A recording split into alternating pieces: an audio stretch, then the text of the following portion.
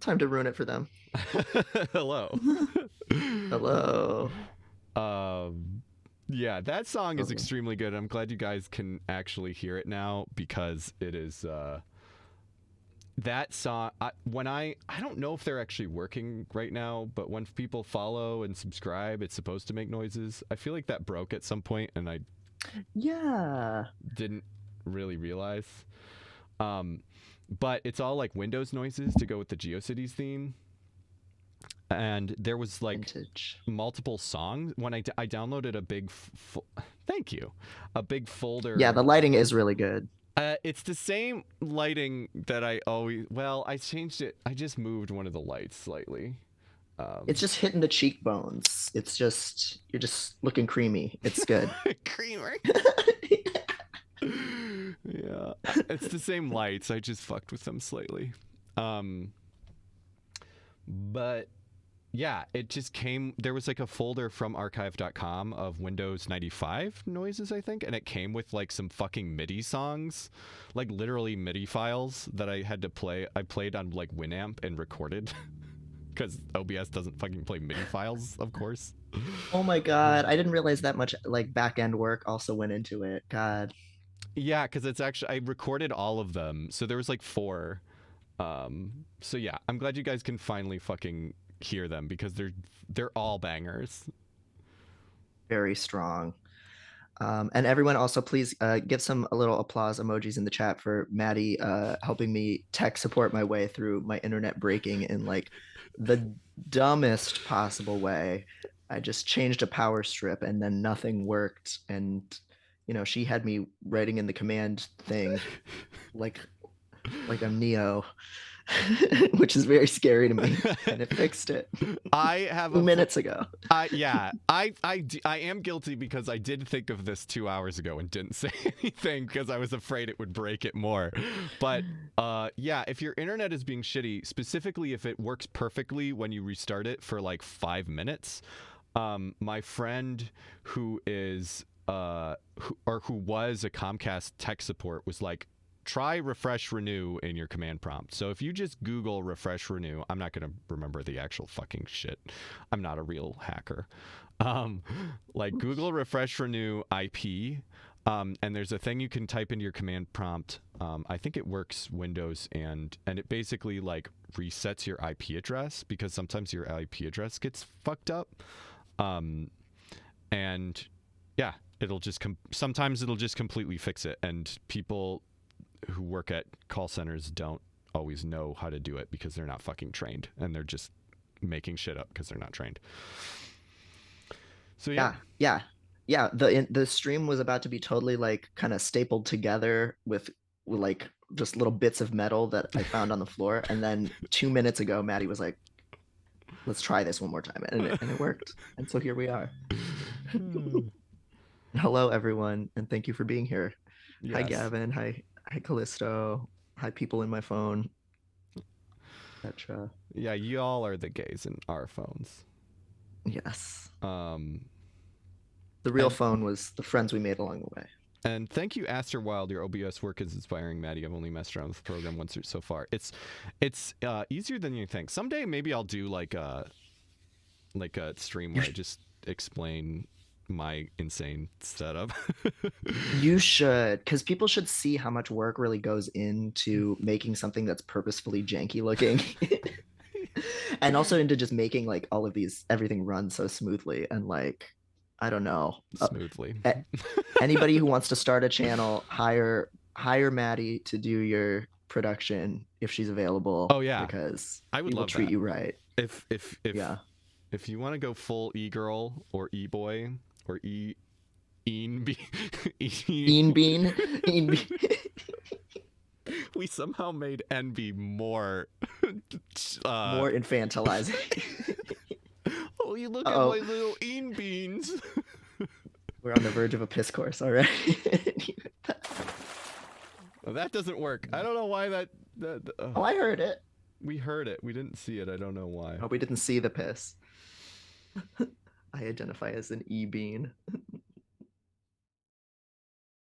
Oh yeah, the chat. It's funny what the chat filters out as Offensive. Wait, what? What was?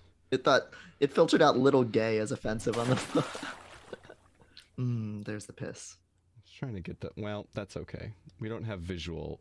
You guys know what they should look like by now, so you can Yeah, just you hear the know the sound and you'll piss. see it in your brain. You know the delicious piss. So we're here today to talk about the ins and outs of finding a therapist and finding out if they're a good fit for you and knowing when to hit the bricks if they suck. So Maddie, let's start out by maybe just talking about our own experiences with Yeah. with therapy, right? Do you want to share highlights, lowlights, or not maybe not lowlights, but maybe just kind of a like viewpoint of like how we what our background is on this kind of Yeah, stuff I or do have something? some lowlights that I can talk about at some point. But to start with, yeah, I have had a therapist. I had a mental breakdown when I was 13, 14. Uh, and I was like, that was weird. Mom, I think I need a therapist. um, and she was like, yeah, we could do that. So I started therapy in, God, I want to say that was when I was 13, 14, a pre, somewhere in there. And I had a therapist. So I had one therapist while I was a teen up until I was about 17, 18. And then I got a different one to, I think that therapist moved. And so I got a different one to, when I started, when I realized I was trans, and he was fine. And then about 6, 7, 8 years ago, um, I hadn't been seeing that guy for a while for various reasons, and I think, yeah, I don't really remember why I stopped seeing that one, but I found a current therapist because I was looking for a gender, like a therapist who was like trans positive and like a gender therapist, even though I was like, I had been out and comfortable as trans for 2, 3, 4 years at that point. But she ended up being really trauma informed, just sort of accidentally. Actually, I found out her special years later. I somehow never realized this, but her specialty specifically is around like ADHD and how that can, and like trauma and how those things can be related. And so yeah, she was like, "Oh yeah, you got a lot of trauma. Did you know that?" And I was like, "No." And yeah, so she's really great. So my situation currently is that I have a very great therapist, thankfully, um, just sort of accidentally. Yeah. And you've mentioned, I think, like kind of having like sought out like I think couples therapists that have been not so great, right? Yes. So there are like three. I have tried to do couples therapy with my spouse, like with yeah, three. Is it just three? Yeah, three different therapists. And they have all turned out to suck for various reasons, which we can kind of dive more specifically into. But so yeah, I've had a lot of, and I don't think the therapists that I had my personal therapist before, like they weren't actively bad, but they like, looking back on it, it's like, damn, you really didn't call this trauma out for what it was, because you didn't see it as trauma because you were not trauma informed. Mm, So yeah, they were that's not. huge. Yeah, they were not actively bad, but they were not good for me, and ultimately, I don't think very helpful. Um, and then also, I've been an inpatient and outpatient psych a bunch of times, so that those weren't therapists exactly, but yeah. So I have a lot of history with this stuff. Yeah, yeah, and you've seen a lot of the different good and bad ways that it can go and a Right. lot of the different gradients there. Mm-hmm. Yeah, and I'm sure a lot of that'll come up throughout. My experience with therapy, to put my cards on the table is when I was in high school and I was doing a lot of shoplifting and cutting class and falsifying paperwork and almost got expelled and a bunch of other things. My family was like, "We should send you to therapy to fix this problem." Right. But then the therapist that they identified was on the school board, and they thought, oh, we don't want, this to affect your academic prospects in the future. So, you know what, you're not going to go to therapy. And so that was like kind of my first brush with it, that it was something that you go to if you are a problem. But if you getting help is going to embarrass you in some way, then you don't get that help. Yeah. And so I kind of steered clear of therapy, even though I was like, I'm a Hannibal Lecter mastermind rational, and I want to become a therapist. um, that's like who I was, in high school and Right. college. I wanted to be a therapist because of Hannibal Lecter. I Troubling. mean, As you do. uh, but I was not normal, in capital N, therapy. I was normal. not. I was having a normal one. And yes, I am in Hannibal's office. Hi, Seb. And so Hi. then I didn't go to therapy until I was in graduate school, and I was really lonely and isolated and socially anxious. And so I joined a social anxiety support group that my school was putting together. And the intake appointment was really off-putting to me. The therapist was one of those really like smiling white lady who's so sad for you and is frowning at you whenever you say something that sounds really pathetic, which was everything I was saying, I guess, in her estimation. And so Oh man. that's the peril of the empathic listening approach, I think, especially for a lot of us autistics, or neurodivergent people, period, um, or anybody who isn't that kind of variety of like smiling white lady person. Um, and so I did not go back. And also, I got a lot of phone calls wondering why I was too socially anxious to come to the social anxiety support group. Bruh, bro. Which was not, the answers in the question, but that is a problem, a struggle that, they were dealing with as facilitators. Um, and then in after grad school, I had some issues with kind of just coping with trauma. I was long out of an abusive relationship, but I was still kind of dealing with the aftermath of that and meeting some of my ex's other victims that came after me, and that followed after me. His victims were not attacking me. We were talking to each other in a supportive way. Oh god. Yeah, Just to like be clear. what the seven deadly X's, but it's like way more fucked up. Yeah, way more fucked up. Just dispatching, yeah, underlings. No, it was not like that. I got in contact with people who had had a similar experience with the same abuser, and that was triggering. It was a very meaningful experience, but it was Yeah. triggering. So I got myself a BetterHelp.com therapist, and that was really the worst. Um, Jeez, yeah. BetterHelp and all of those companies, they really exploit their therapists. But the person that I got was this like breezy, like wealthy woman who, like, if I tried to make small talk with her, she would talk about how her hobby was like going down all these exotic locations to all these wonderful locales. And I was like, I'm What the losing my health fuck? insurance right now. Like, yeah. And she would like, I would share with her Whoa. concerns I had. Like, yeah, it was weird because I was stressing over money a lot back then. I did not have a full-time job. I had all these adjuncting jobs that were really inconsistent, and like I had a lot of legitimate money anxieties. And she would be like, well, what I do, like, just go into the store and just buy something without thinking about it. Like, you need to just stop thinking about it. And then it was like, oh, hey, I just lost one of my teaching jobs. I literally can't afford to see you anymore. And she was like, what? Like, she couldn't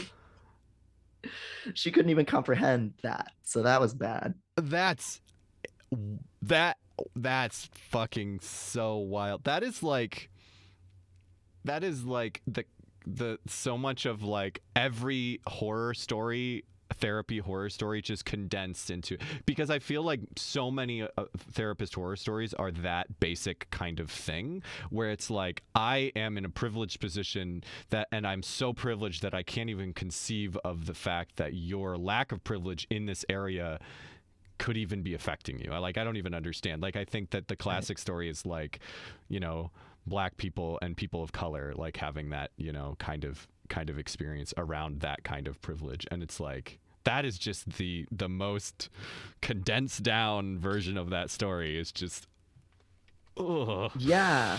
And this will come up in some of the slides that I have because I made a PowerPoint. But like a lot of people's common like struggles with these really privileged therapists is their therapists don't believe that their struggles are real. So, for example, I have a friend who was homeless, and there's a lot of trauma wrapped up in being homeless, which I Yeah. would have thought would be self-evident. But she went to a therapist. I'm sorry, they went to a therapist, and their therapist told them, like, oh, discrimination against homeless people isn't real. Like, you must have be imagining that. Something else must have happened.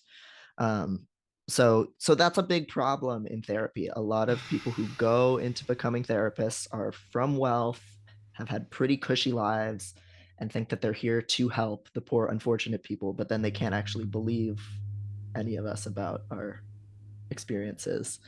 Um, and yeah, I'm seeing a couple of people mentioning bad experiences with BetterHelp and similar apps in the chat. And yeah, their data privacy is really bad. They really pay therapists very poorly. So I don't know how this woman was even able to do it and have her lavish vacation lifestyle. But Well, like, probably I would bet if I had to be stereotypical, I bet she was like had a rich husband or something. And so she doesn't need to work. yeah, And she was so, I'm going to do something for the less fortunate. And I'm going to become a right. therapist and do better heart help. And BetterHelp was probably the easiest way to do it rather than like going through the gatekeeping and loopholes and the structure that sometimes is helpful of an actual practice, right? Right. There was none of that oversight on that same level.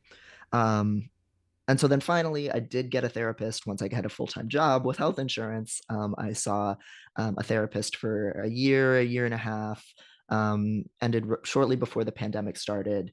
And this will be relevant when we get to the question of when do you know is a time to end a relationship with a therapist? Because that's something one person on Tumblr asked me about. It was a really positive experience. I got a lot of good things out of therapy, but there were things about me being autistic he just didn't understand. There were challenges in my life, like once his office moved 2 miles away and it went from a 5 minute walk to like an hour long 2 bus ride journey, like that really made getting to therapy so stressful to me that it no longer was worth the benefits. And he really couldn't understand that. Things like that. Um, he was a good person. Like, I got a lot out of it, but there were areas of my life he was competent to provide guidance on, and there were areas that just weren't, you know. So those are some of my experiences with therapy, as like a client, not on the like having taken like clinical classes in graduate school or having taught clinicians and things like that. So Yeah. Yeah. I'm Let's. seeing people. Yeah, there's a lot of good stuff in the chat that's going too fast for me to actually read. So let me try and Uh, read some of this good stuff. yeah, I see Nev shoot a monster mentioned a therapist just saying you're always going to struggle with this for the rest of your life. You'll need medication and therapy forever. Um, Bro.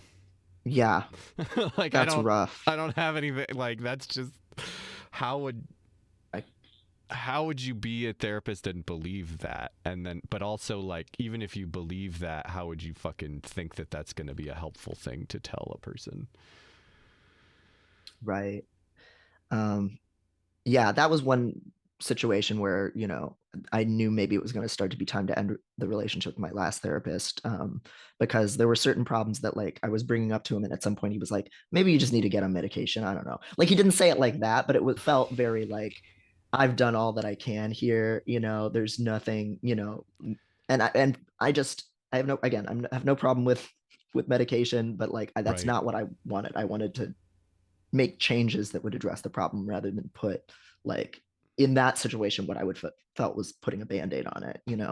Yeah. um I, so I that felt very like he was just tired of me. the therapist that I had when I started transitioning, he I had sort of a problem like it wasn't as negative, but it was so like unhelpful where I'm really good at intellectualizing my problems. Like this is a thing that I've kind of learned, and I think I wanted to talk about more broadly because I think that this can be a thing where it's like I can lay out I can be like, yeah, I have this problem and it's probably because of this and blah blah blah blah blah blah blah, but that's Mm-hmm. like not actually helpful. Like the work that I'm doing with my therapist now is all about like, okay, but like you realize when you're telling me this, you're like talking super fast because you don't want to actually feel any of the emotions associated with all of that trauma shit that you're explaining to me. And it's like, sure, you can like intellectualize it, but that's not actually making a connection to your feelings that you need to do in order to like actually process that shit.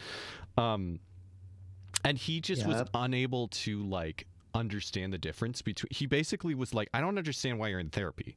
Like, you seem to understand what your problems are. And I'm like, I can't fucking literally I can't do things. Like, I want to do things. I cannot like make my brain do shit. And he's like, I don't understand that. You seem like you understand your thing. Why can't you just do it? And it's like, that's why I'm fucking here. And eventually he literally said like, I don't know how much more I can help you because you seem to have a good like, I don't know if therapy is going to be helpful for you because you seem to have a good grasp on all of your problems. So it's like, why are they still problems? And it's like, because I have unresolved trauma. Knowing something, Yeah. yeah. Yeah. He was good, but he was just like, in some ways, but he was just like so the wrong therapist for me. He seemed incapable of differentiating those two things. So yeah. Can I ask, was he like a cognitive behavioral kind of leaning person? Probably. I don't know. And that was actually a thing. I wanted to actually ask you, like, talk to you about this up front, but I kind of didn't, because a friend of mine who I talk a lot about mental health with, and has some similar trauma to me, like, explained this idea about the difference between like, and maybe, did we talk about this I forget if we talked about this, but the difference between like bottom up therapy and top down therapy, and how CBT is like kind of like just gaslighting your brain into like thinking different thoughts. Are you familiar with kind of what I'm talking about? Because I don't know that I haven't heard it put I haven't heard it put in the bottom up versus top down fashion, but like CBT is, it was designed to be as short a course of therapy as possible, like that's why insurance providers love it, because it's supposed to be done in like 10 sessions right. if you have to, or less. And it's really about like fixing thinking errors. And it seems to be really bad for autistic people and other neurodivergent people who were already questioning our thoughts all of the time and rationalizing all of our thoughts all the time. So our problem is not that we're irrational, we're like hyper rational. Mm-hmm. Um, and so being told, oh, you have this irrational fear, when it's actually, no, you've actually noticed a very systematic pattern here and you're responding to it accordingly. Like that just, being told to question those reactions and those thought patterns just means you're even more trapped behind like analysis paralysis and Right. stress and shit and self-doubt. Right. I don't know if he was. I would be very unsurprised if he was a CBT therapist, a cock and ball torture therapist. Um, If I only, know that if would have been only it so were much that better. simple.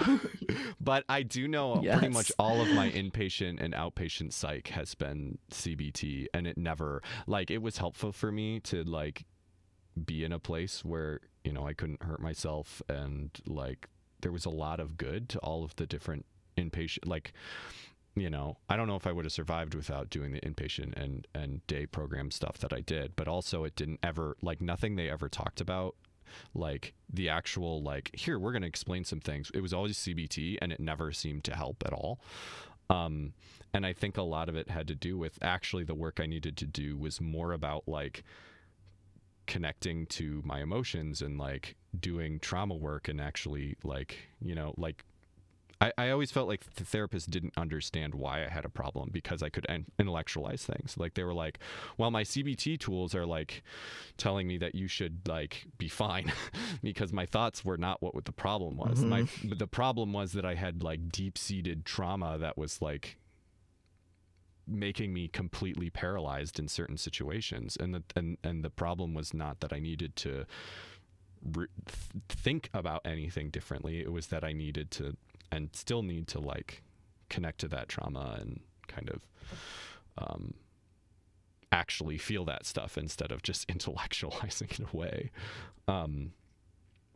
So yeah, I thought it was interesting the way that Yeah. my friend was talking about how CBT is like, it's like trying to change your feelings by changing your thoughts, whereas other modalities that are more trauma informed are more the other way around. Like, you're trying to connect to your emotional base and then that will kind of change your that can eventually change your thinking. But Yeah. Yeah, and that's definitely something I've heard from a lot of autistic people and ADHDers, which we'll also get into, like somatic therapies that are about just feeling more grounded and regulating distress, or building up distress tolerance, or like processing trauma. Those kinds of things can really help because, like, a lot of us, the problem again is not a thinking error. And I feel like CBT was developed for like a certain kind of client that is just, it's hard for me to even imagine being in the shoes of someone like that just because I've been just basted in psychology and like overly philosophizing and questioning things all my life and like overthinking things all my life. So like the idea that like my problems come from me not thinking about something in a different angle is just yeah, laughable because I'm usually like thinking about it in every like bonkers angle I could possibly think of, and normal one, you know? yep, Like I see the angles. I can question any assumption that I have about a situation, but yep. that isn't helpful, especially when I've been emotionally invalidated my whole life. Like being having suggested to me that maybe I'm looking at it in the wrong way is like, okay, great. I'll continue to gaslight myself more then. Thank you. Yeah, yeah, um, Seeing a lot of people kind of sharing both neutral, positive, negative experiences with CBT in the chat. Orly McDonough mentioned IFS, internal family systems, which I've definitely heard a lot of people swear by. yeah. I think They get actually, a lot of positives out of that. I think that was maybe what my friend has gotten onto and was part of what they were talking, like where that perspective was from the bottom up stuff. Hmm. Yeah. I saw a few people earlier sharing horror stories of times when they went into a therapist's office and they had to spend the entire session explaining non-binary identity to them or unpacking basic concepts, teaching them how to be their therapist, but then still having to pay for the therapy. And that's also a really common experience too, Yeah. Not to mention, not only with gender stuff, unfortunately. but like, as I said, especially with like, you know, race stuff, like that's super normal. I just, Hmm. I just keep thinking about, Yes. Devin, did you read the article, um, that, I should have like read it before or something, but when all of the, what is that fucking Cards Against Humanity, did you read, do you Hmm. remember when the basically that came out that that company was super fucking abusive, and there was this article that was I think it was in Polygon that was like talked to a bunch of different people that were really racially or like like misogynistically kind of abused in that company, Hmm. and then one of the main sources actually wrote his own article. Did you read that? Yep. Yeah, Yeah, that was a big thing because Cards Against Humanity headquarters is here in Chicago, so I actually knew a right. lot of the people involved. Um, That made and sense. yeah, a former writer for them, he was forcibly institutionalized by the company because he was um, a black man pointing out racism in the company, and they interpreted, and sometimes not even just racism, just like asking questions, asking about compensation, just like challenging things, normal workplace things. And they got him forcibly institutionalized because they were, afraid of him, supposedly.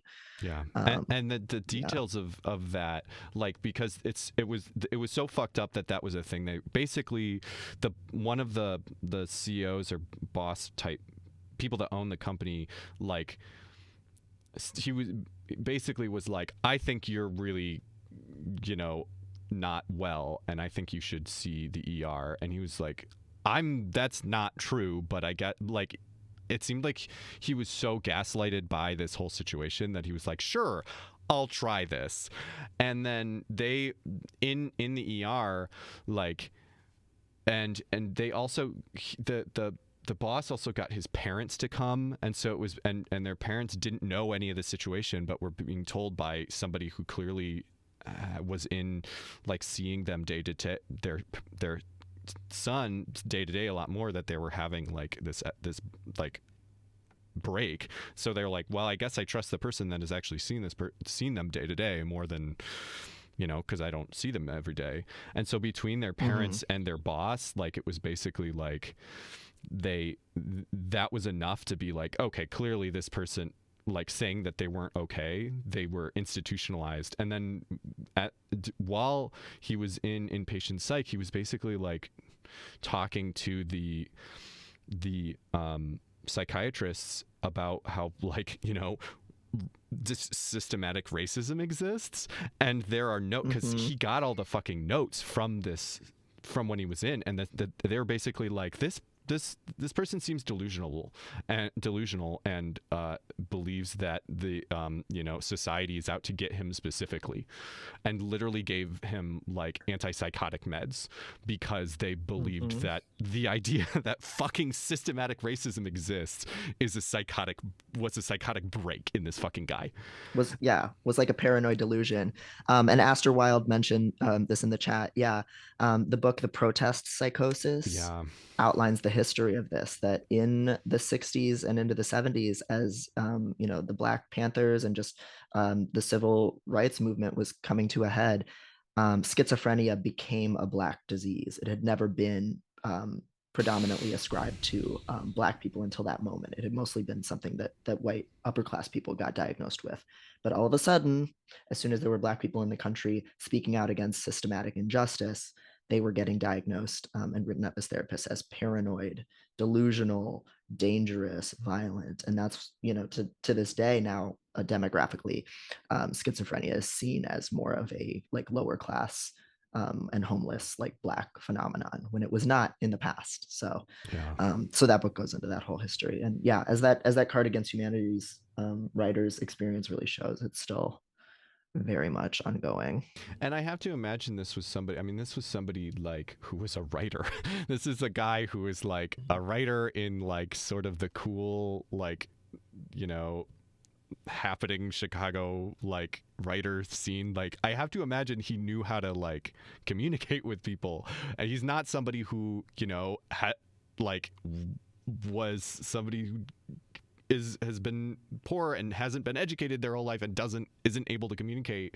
And it's like, that shit would be bad Right. enough that you're not like understanding what people are saying, but it's like, even it really goes to show that it's like there's no good enough to be you're always gonna, like, Right. whether you're Black or whether you're trans or whatever, you can't like be the good one enough to not experience this kind of shit. Like, it just, yeah. Right. He had some respectability on his side, right? But Right. it was still not enough once the more respectable white people employing him were uncomfortable. Yep.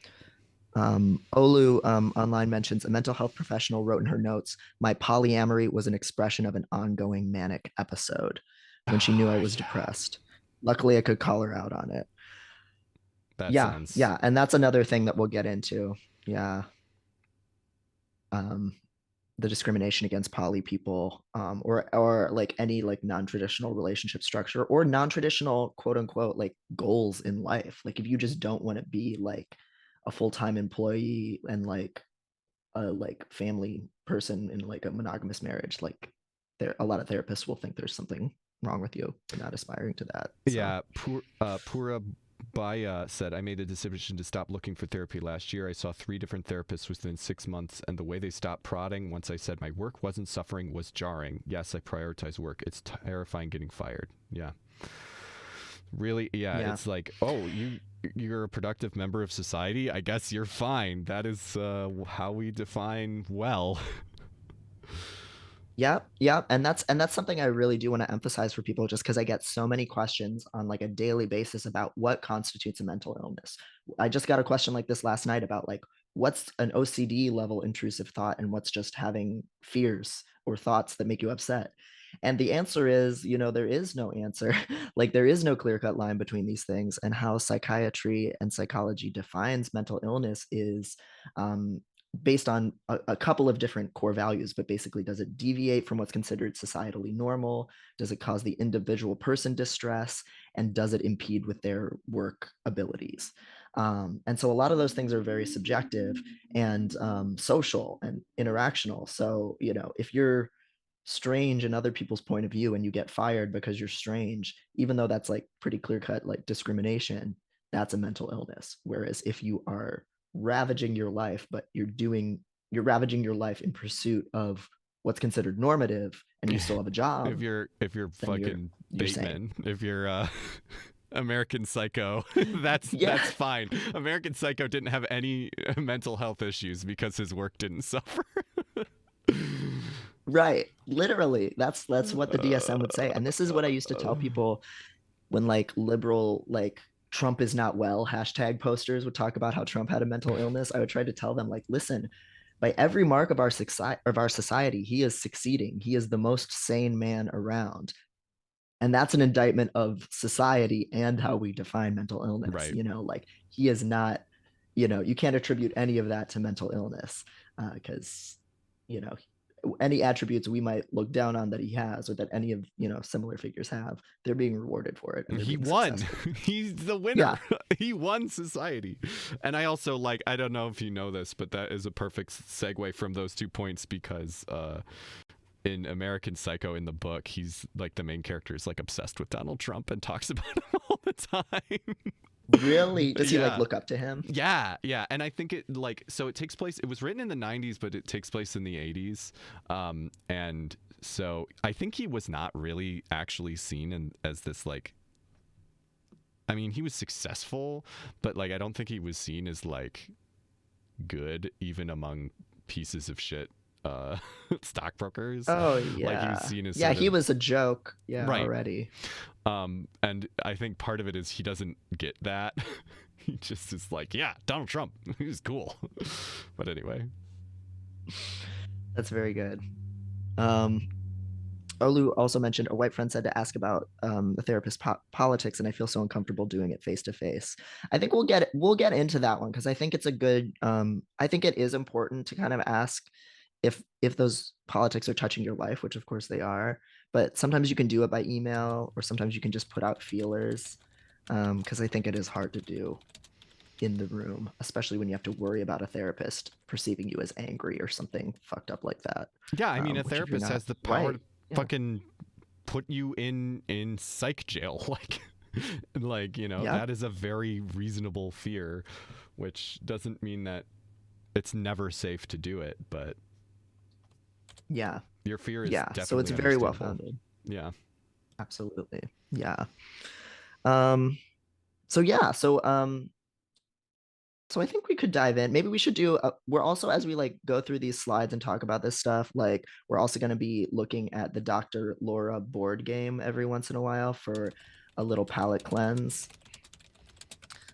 Um, so maybe we could do one of those first just to give people a Yes. taste.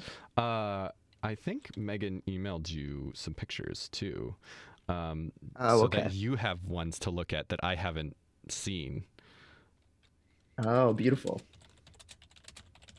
Yes. Now I have 11 photos. So let's just kind of look at. Let's take a look at this beautiful game. So the beautiful game, Dr. Laura. So Beautiful game.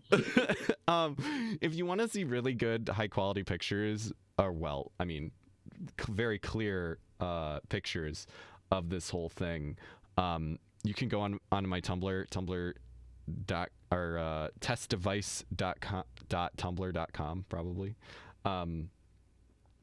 and so Dr. Laura it continues to be, but primarily was known in the 90s as a conservative radio host.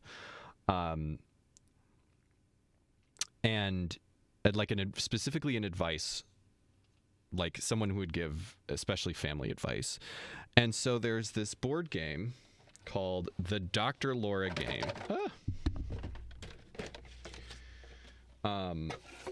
Here's our little one.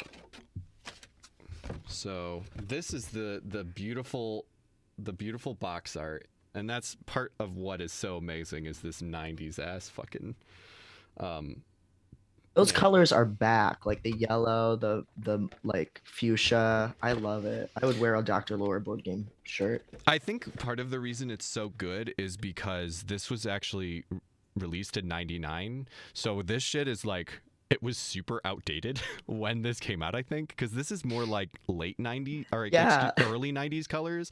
So it's like a parody Yeah, of, it's like Saved by the Bell. yeah, it's like not, it's like not, it's like your a cringe company doing memes from like most of a decade ago, but it so perfectly encapsulates it because they didn't, it's just like a parody of itself because they're not good at what they're doing, which is why I think the aesthetic is so good. um but anyway, the object of this board game, here's the board.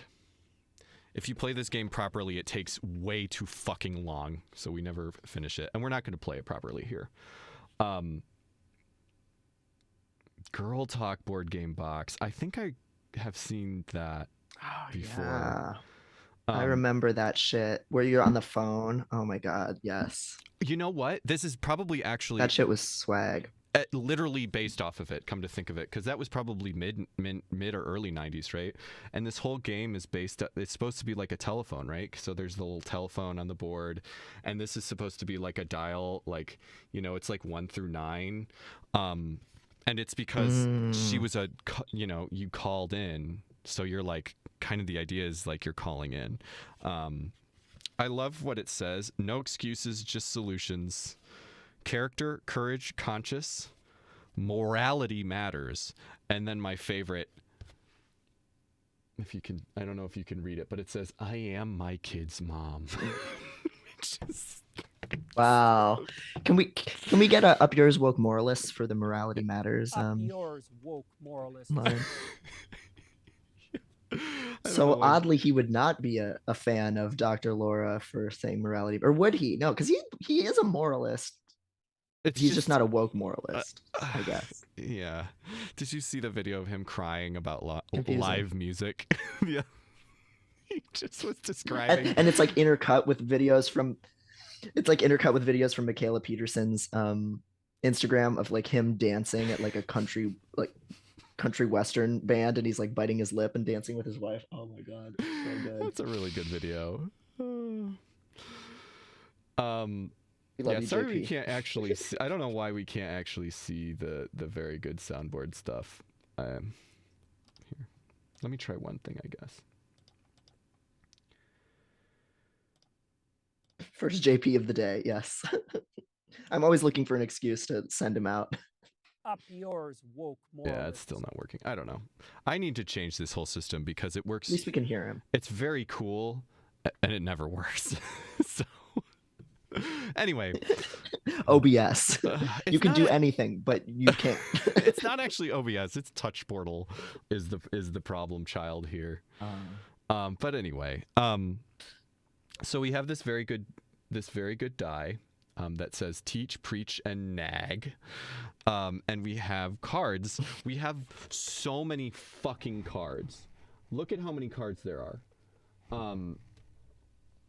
And they each say teach, preach, or nag. And basically, there are 3 different games. I don't even remember what the difference is. It's sort of like Cards Against Humanity or Apples to Apples or something, where it's like there's different versions of like there is a caller's story and then the answer is Dr. Laura's answer. And so the game is actually different versions of like one person will have to decide who is as good as Dr. Laura or not as good as Dr. Laura. Never better. Those are your only options. But there's because she is the pinnacle of therapy and judgment. Yes, obviously. So yeah, they're different versions of that. Like, some of them have the caller story, and then we have 3 different options for like which one Dr. Laura says, and then it gives you the right answer, and people like in the game have to decide which one's right. There's a version where everybody makes up their own answer, and the like card holder person decides who's closest, and then I don't remember what the other one is. It doesn't matter because we're not actually really gonna do it. Basically, there's a caller's question and then Dr. Laura's answer, and we're gonna yes we're gonna be reading the questions and then making up answers to what we think Dr. Laura said, and then we get to find out how close we are. And I have cards. Devin actually has cards I haven't seen. And then as you hold up, Oh, you can't see it your on my nothing. phone, but it's in the Hannibal chamber. So, and then But yeah. also I could probably pull cards out and block my view of the answer so none of us know is probably a thing I can do, but so we got Yeah. options. But yeah, so basically we'll be kind of mixing up, since we're talking about kind of a heavy topic as we kind of go through talking about therapy. We'll take little Dr. Laura breaks to like read a scenario, talk amongst ourselves about maybe what we think the right answer is, and then maybe what the worst possible answer could be. And then we'll see what Dr. Laura has to say, which is sometimes she's normal, sometimes she's great, but other times she's evil. Yeah, I think it's definitely changed by the fact that she, like, at least from my American perspective, the normal evil conservatives are evangelical Christians, and she's Jewish, and so I think that changes the tenor of the conservatism. And then also she is a woman, and so she sometimes recognizes that misogyny exists, but not always. Like, sometimes she's just super misogynistic. So it is like, sometimes you can't just be like, oh, this is the evil conservative thing that someone would say, because she doesn't always say that. She does a lot of the time, but not every time. So it's hard to know. Yeah, she'll surprise you.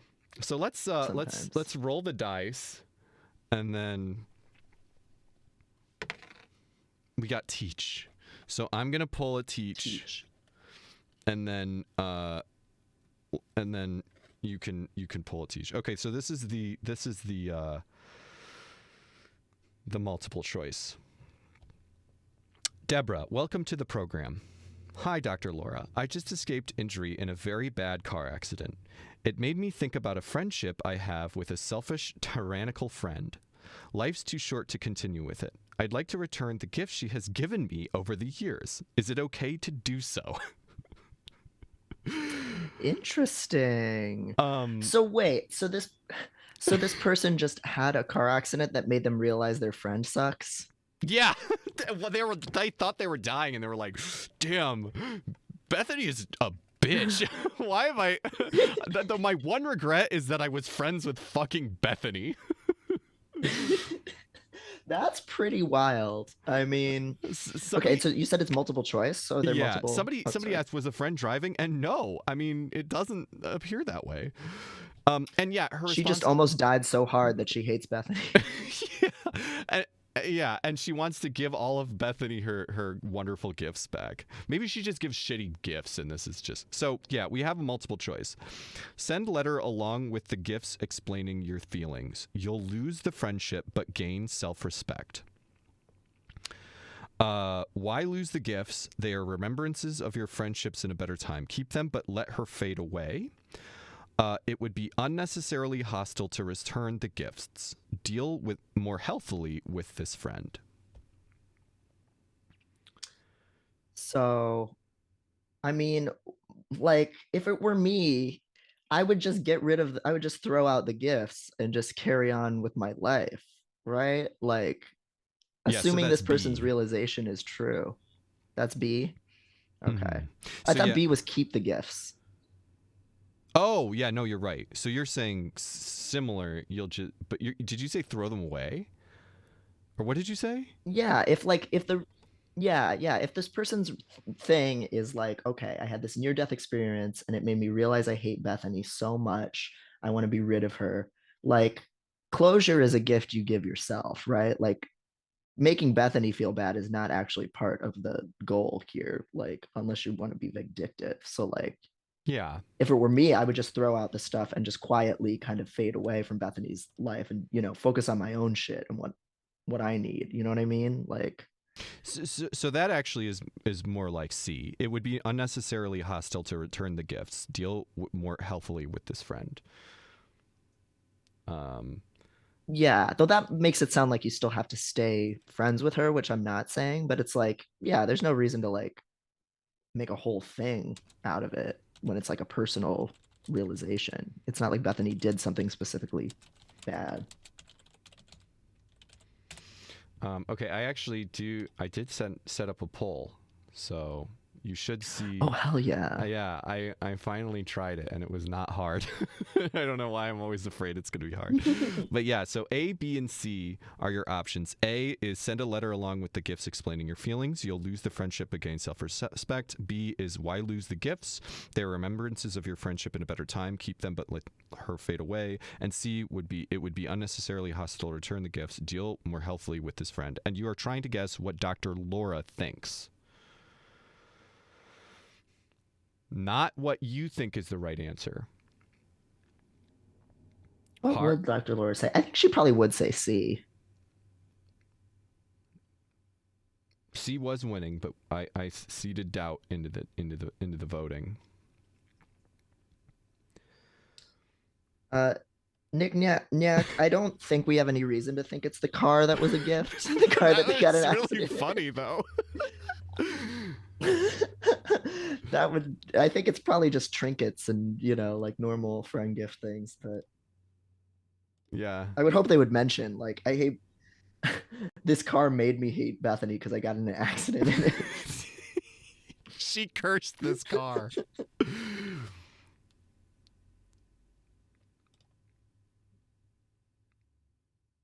I may have made it too long. I understand you're trying to make it make sense, though. Can I end the poll early? Is that a thing I can do? Because I did 3 minutes, and I think that's I longer don't than we need. know.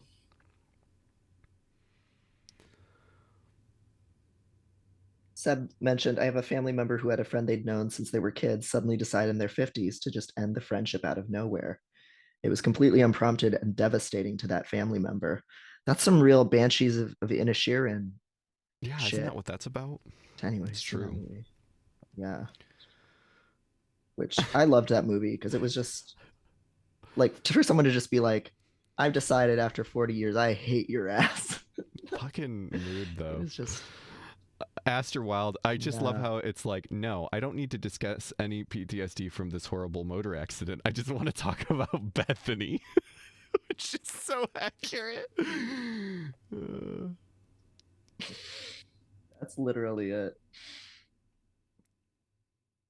Definitely someone asking the wrong question. All right, couple more seconds to get your votes in.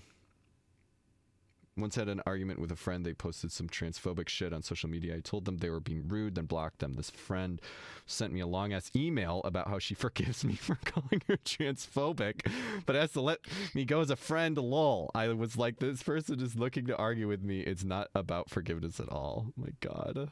Yeah. Plus, you had already ended the friendship. So it's very, like, I'm not fired, I quit kind of email, which, okay, tell yourself whatever you want, but all right, I'm no longer in this situation. Yeah. All right. Final vote, Devin, from you. I'm gonna say C. I think Dr. Laura says C. Can you read it? No, I can't see it. We can't read it all. It's C. I wish I had my Okay, soundboard. woo. I could do my little, but it doesn't. It's not hooked up right now. But yeah, yeah, it's C. Everybody who voted for C, you win. She was reasonable on this one. Yeah. Yeah. Except though, like, so there's no like editorializing on that one because I know some of the cards has like a answer from her written out or whatever. No, for these teach ones, it's just the multiple choice. And so all we get from Dr. Laura is it would be unnecessarily hostile to return the gifts. Deal more healthily with this friend. So. Yeah. I guess that could still mean ending the friendship just in a more like normal like way, whatever that means. Yeah. Yeah. All right. Do we want to do we want to just do that one? Do you want to pull one? Do you want to roll the die, or should we leave that for that segment? Yeah, let's do one more and then we can dive into the All right. Do you want me to roll? slides. Do you want me to roll for you for which one? Yes. Okay. Yeah, I trust you. You got preach. Trust you to not Travis McElroy. Preach. Okay. So just choose any of the preach cards. Okay, preach. Hello, Dr. Laura. Our 11-year-old son wants to quit a summer program because he's being teased. Kids are calling him gay. I gave him my confront adversity speech, and my wife spoke to the counselor to see that it stopped. Did we do the right thing? So how does preach work? It just has an answer. Yeah. So what do you think Dr. Laura would say? So the problem is my son is at summer program. He's being teased for seeming gay. Kids are calling him gay. I told him to tough up. My wife spoke. Summer school. The worst kids at summer school are like, I know who you are. This is just the plot of that game we played. What was it called? Yeah. I don't remember what it was called. The bike. The. Oh, we know the devil. Yeah. Yeah. We know you're gay at summer camp. Yeah. Mm-hmm. So what do you think Dr. Laura would say about this situation? I think that she's gonna basically be like, you're being a pussy. Like you need to nut up and deal with this to the child. You should tell the child to like nut up and deal with this yourself. Mm-hmm. Does anybody have any thoughts in the chat? Biker mice from Mars. I don't know what I missed. What the reference? Electrotherapy for the child and plenty of wine for you. Very good. Very strong.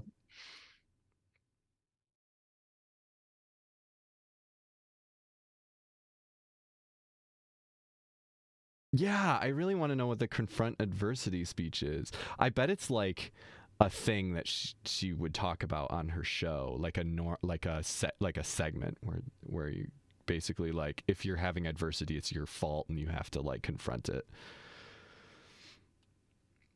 Yeah. Or it might just be a standard like parental kind of like, you need to be just, confident in the face of bullies and whatever,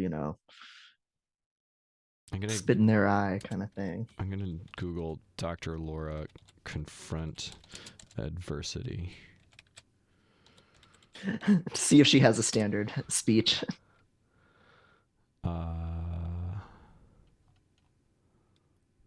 No, apparently someone named Laura Huang, I think, has a book called Edge: Turning Adversity into Advantage.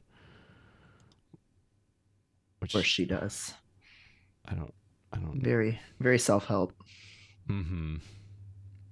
This is not Dr. Laura. This is a different Laura who may or may not be a doctor.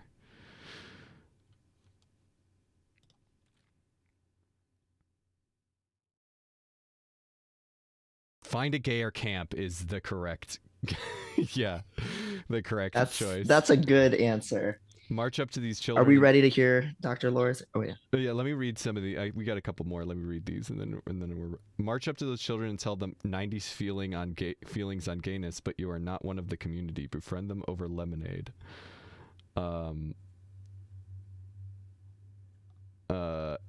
Dr. Laura selling secluded California compound for $22.85 million. The 3.75 acre property in Santa Barbara is part of the exclusive Campanile Hill Enclave. All I need to know from Slippery Loops. What is that? Wait, what? I think is that a real thing? Yeah, is that a real thing you found? Or is she buying this summer camp in this scenario? No, she's selling it. She's selling it. In what Slippery Loops said. Yes, it was an article from 2021. Jeebus Creebus. Wow. Nobody knows who she is anymore, and she's still that rich. Well, I guess she's selling it. Yeah. Tell the kids if they are all those gay, licensing deals F slurs and have fun together. All right, let's hear the real answer, and then you have to choose who got it closest. Okay. This really took me out. Why not observe him from the sidelines someday when he's playing and watch how he behaves? So basically, your kid's being called gay at summer camp. Is he acting gay? He's too fucking faggoty. Your kid is the problem. Wow. Yeah. None of us. Here's the rest. Oh. Then you can give him some pointers on how to help himself. He has to take control to deal with playground politics better, or he'll always be a victim. Help him learn to do this. some kids do it better with humor. Why'd the chicken cross the road? Why? Because you're acting like a little faggot, Brandon. You need Literally, longer shorts. You need to stop doing this. you need to play sports. You need to not wash your hands. Literally, like the question is, my son's being bullied for being gay, and Dr. Laura said, "Well, is he acting gay? Is he though? Is How he though? gay is this? How fruity is this child? He needs to just stop acting so gay." Oh my god! Oh None of my us got it even close. God. I don't think. No. Actually, isn't that what I Like, said? Didn't I say that actually? Didn't I say that he was being too gay? I can't remember.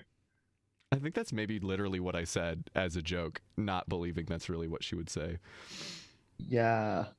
I think nobody in the chat was willing to go as toxic as Dr. Laura really is. So now we have a taste. Parents hiding in the No more bushes Fruit with Loops for Brandon. parents hiding in the bushes with a "Is my child gay?" checklist. Yeah, Seb, electrotherapy Didn't catch the ball.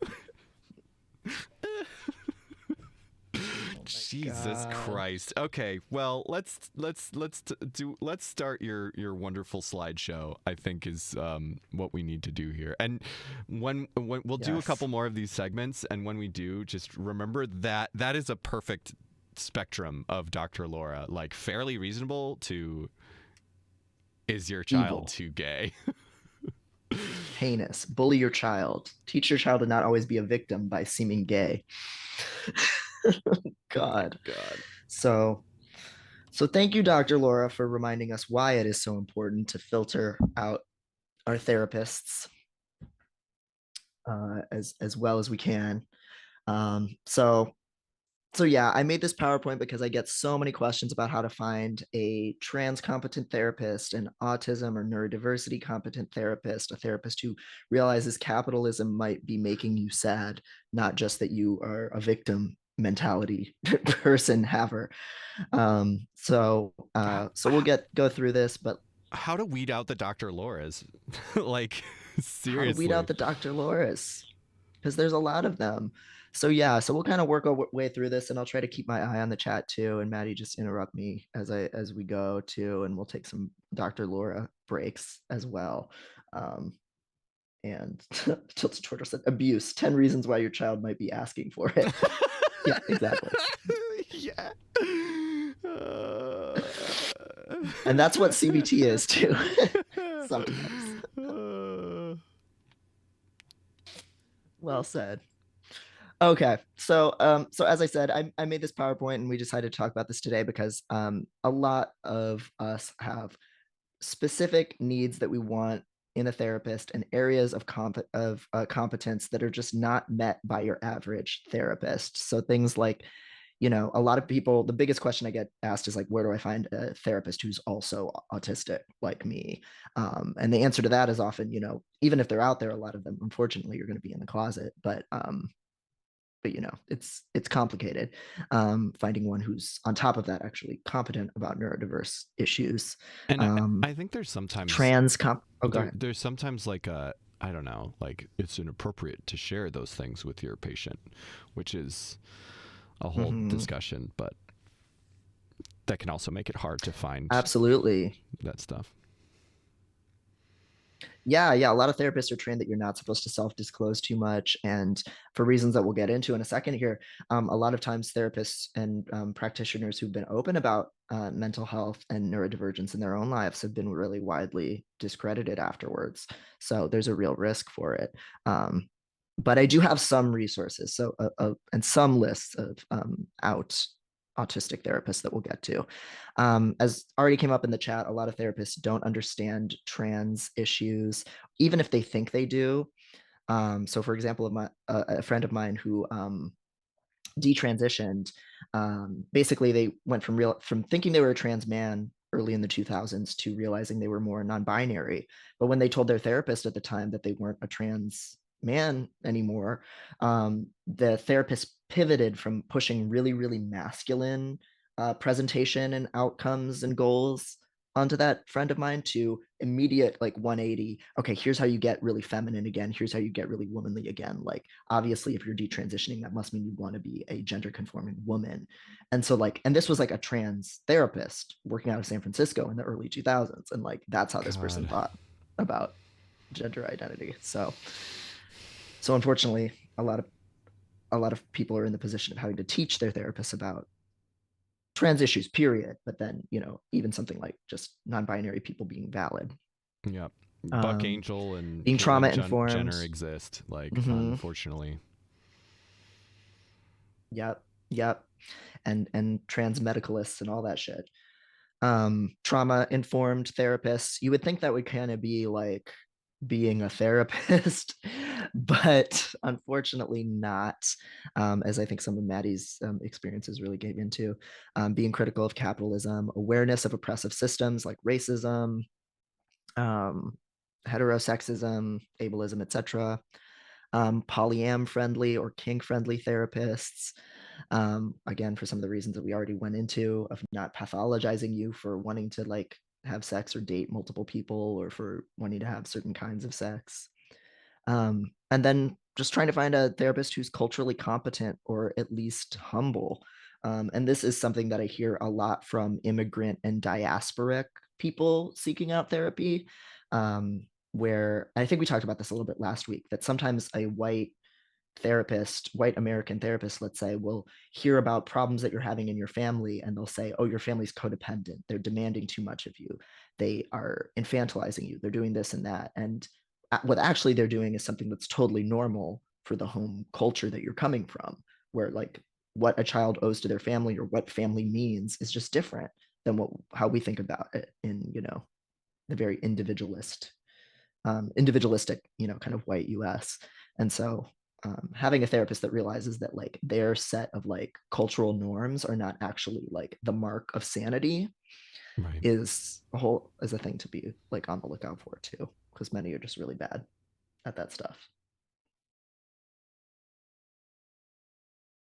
And Ali Avocado, as you're mentioning, culturally competent, um, and how much that varies from where what country someone's in and what their milieu is and their class background. That's exactly the point that I'm trying to make. Absolutely. Like even if a therapist brands themselves as culturally competent, like what does that mean? Which cultures? How can you know the values of every single culture? So sometimes humility can kind of be the best you can hope for because many don't even have that. Yeah. Humility could be better than knowledge. Like, yeah, you're more knowledgeable about, maybe you're more knowledgeable than your average American about some other cultural norms, but like, it's impossible to be knowledgeable about every cultural norm, and let alone like the ways in which like within another culture, like within another country, there are going to be so many different like aspects of the way that culture can exist. Absolutely. And I think like both trauma informed and culturally competent are like buzzwords a lot of therapists use to brand themselves. Mm-hmm. And it's almost like this like magic incantation that's like, if I say it, then it's true. Yeah. And it's more a process. And yeah, I think a lot of times there's like a risk to people who think they're culturally competent because they've read a few books or taken a few seminars and then they're like, I don't know, they're like weebs but of another culture in a way, like they think they understand a culture like and they Yeah. want to like show they did the homework and it's like really gross, you know, Yeah. so that's always a risk too, or like objectifying. Mm-hmm. So yeah, see, these are some of the things that people commonly reach out to me asking for, and we'll talk a little bit about how to filter for therapists to kind of help you find someone who at least has awareness of some of these topics, or belong to certain identity groups. But like before we even get into that, I think it's important to like manage expectations that first of all, a therapist having a particular identity is not a guarantee that they'll treat you with respect or that they'll actually understand your struggles. A therapist being trans doesn't mean that they're not a capitalist, right? Like a therapist being a woman doesn't mean they won't forcibly institutionalize you. Things like that. So while it's definitely valid and helpful a lot of the time to filter by identity, and that's a good place to start, especially if you're multiply marginalized, um, you also kind of have to do a little digging or asking questions or kind of noticing and what you pick up on to see if a therapist actually is critical of capitalism, systemic racism, um, heterosexism, ableism, and all of that stuff. Um, because it's not rare by any means to find, let's say, a therapist who they have depression or they have autism. They like have in theory some familiarity with these topics, but they still think of it as, oh, you're broken or you're sick, Yeah. rather than you're Internalized, excluded. internalized bigotry is the huge thing that, no matter what that marginalization is, like, internalized transphobia, like I was just saying, like Caitlyn Jenner and Buck Angel exist, like, you know. Right.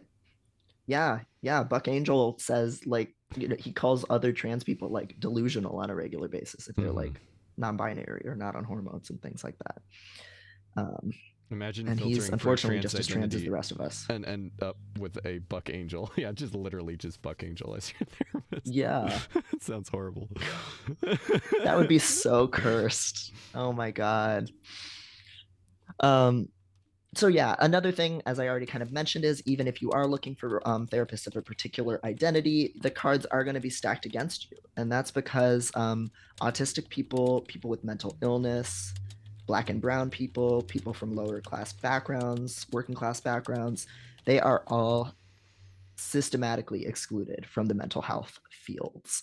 The vast majority of people who become therapists to this day are white cis women, usually straight ones, usually ones from kind of a Christian secular background, but predominant kind of cultural values kind of background, um, who has wealth and who doesn't know many of the struggles that we come to the therapeutic appointment trying to talk about. Um, and even when neurodivergent people do become therapists, because many of us do want to help kind of change these systems from the inside or whatever we think we're going to be able to do, um, it's not always safe to be out. Um, and this book here is by Marsha Linehan. She developed dialectical behavioral therapy, which is commonly used by people with borderline. And I found a lot of DBT techniques helpful. But Marsha herself has BPD, and she was hospitalized for suicide attempts and self-injury many times when she was young.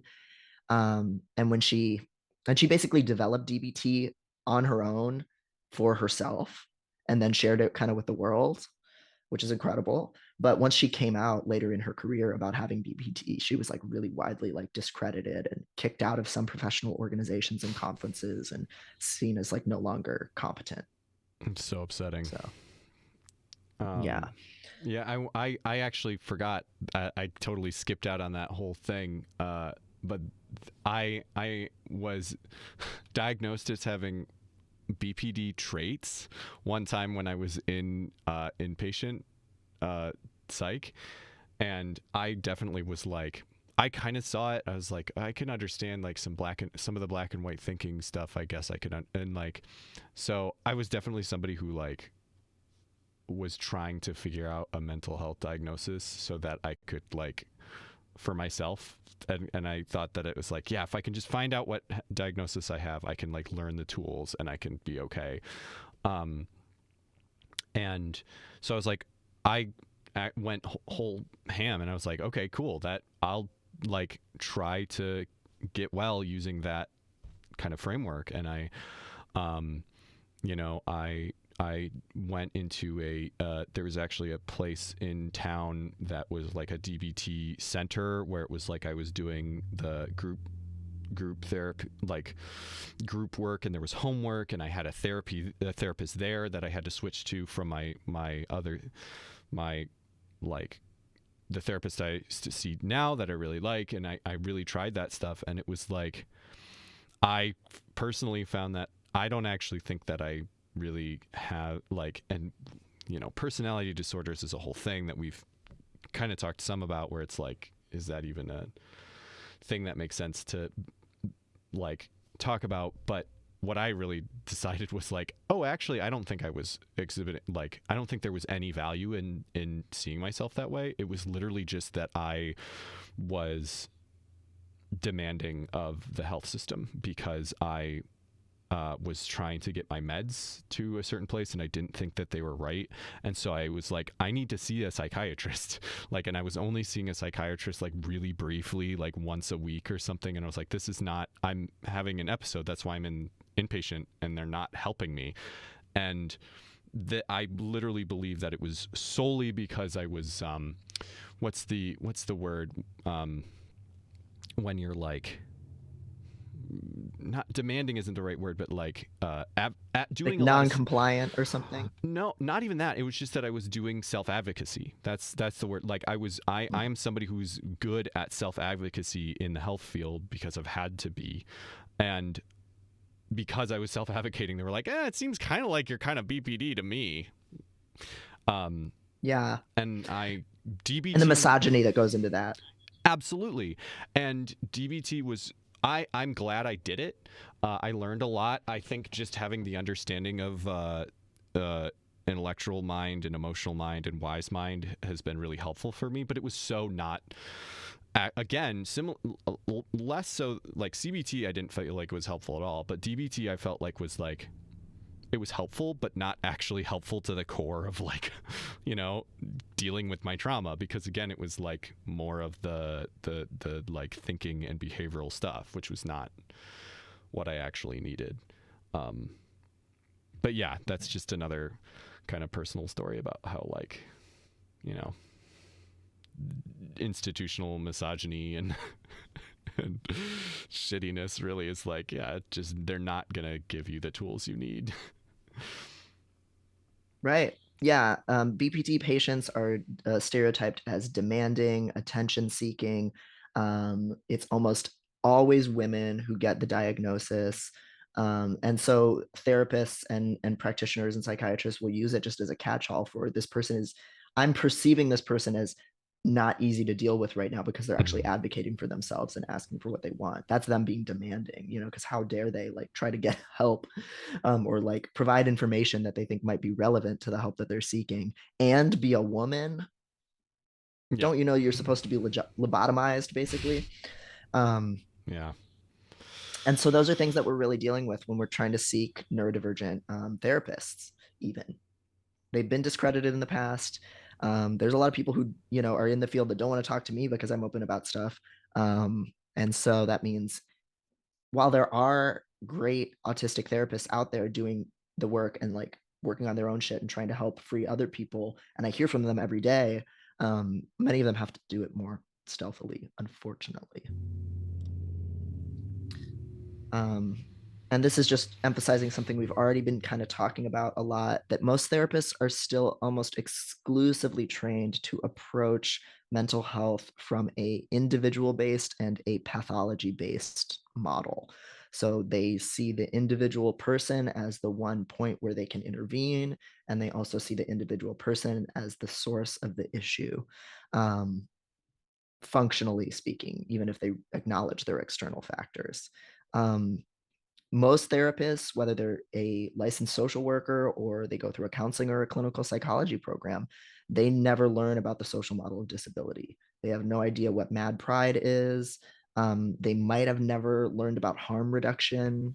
If they did, they probably only ever heard about it in the context of like heroin, like intravenous drug use and things like that. Many of them were told to use person first language. Like that's what people get trained in, is say person with autism, not autistic person. That's what they get told is the right thing to do, even though actual disabled people have never asked for that. And person first language was invented by like parents' rights groups in the 80s. So that's kind of what you're working with in a lot of the fields. If a therapist is really good and they're conscious of the social model of disability or the money model of disability and ableism and capitalism and all this stuff, it's probably because they chose to do the work, or they already went into becoming a therapist knowing that those were things that they were passionate about. And again, those people exist, but they are the exception. They are an aberration. Like systematically, what we put out at therapy schools are not people who think like that. Um, so that's just something to be aware of. I think also the positive side to that is that you don't need to take the very intimidating authority of a therapist so seriously. You have to take the power that they can wield over you seriously, of course, but like you don't need to believe everything a therapist says to you. A lot of times they are very politically unaware. Um, a lot of times you're going to know better than them about a lot of different issues in the world. Um, If so you're if here, nothing else, like walk away from this. if you're here, you are educating yourself. Like, not just like presumably you're like, learning about not just from us, not just like, this is the thing you need to do to learn, but in general, like if you're here, you're probably a curious person that is learning about power structures and all that stuff. So you just based on that, I'm gonna assume you might know more than your therapist about this stuff. Right. Right. And so that's why I do think it is worthwhile to sometimes ask little soft political questions of your therapist. But yeah, you get to determine for yourself when it's the safe and appropriate time to do it. I think if you are in the opportunity right now where you're shopping around for therapists, you want to do the gut check early rather than later a lot of the time, depending on what you're going to be working on in therapy. But yeah, you can't count on them to know this stuff. And you can be a little bit more confident in your own understanding of the world and not think that just because somebody with like an LCSW or a PhD or a PsyD or whatever is saying it, that it's like more true. Because a lot of the judgments they make are totally like subjective, like judgment calls.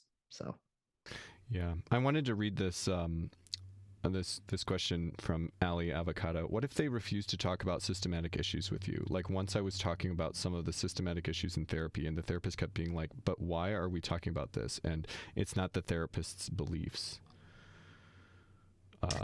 I mean It's not that seems about like the a hit therapist's to I'm beliefs. sorry. Yeah, That seems like a hit to bricks moment for me personally. Like I think that is a huge red flag if they won't even acknowledge the role that systemic issues have in your life, or they can't even like understand why you're bringing them up.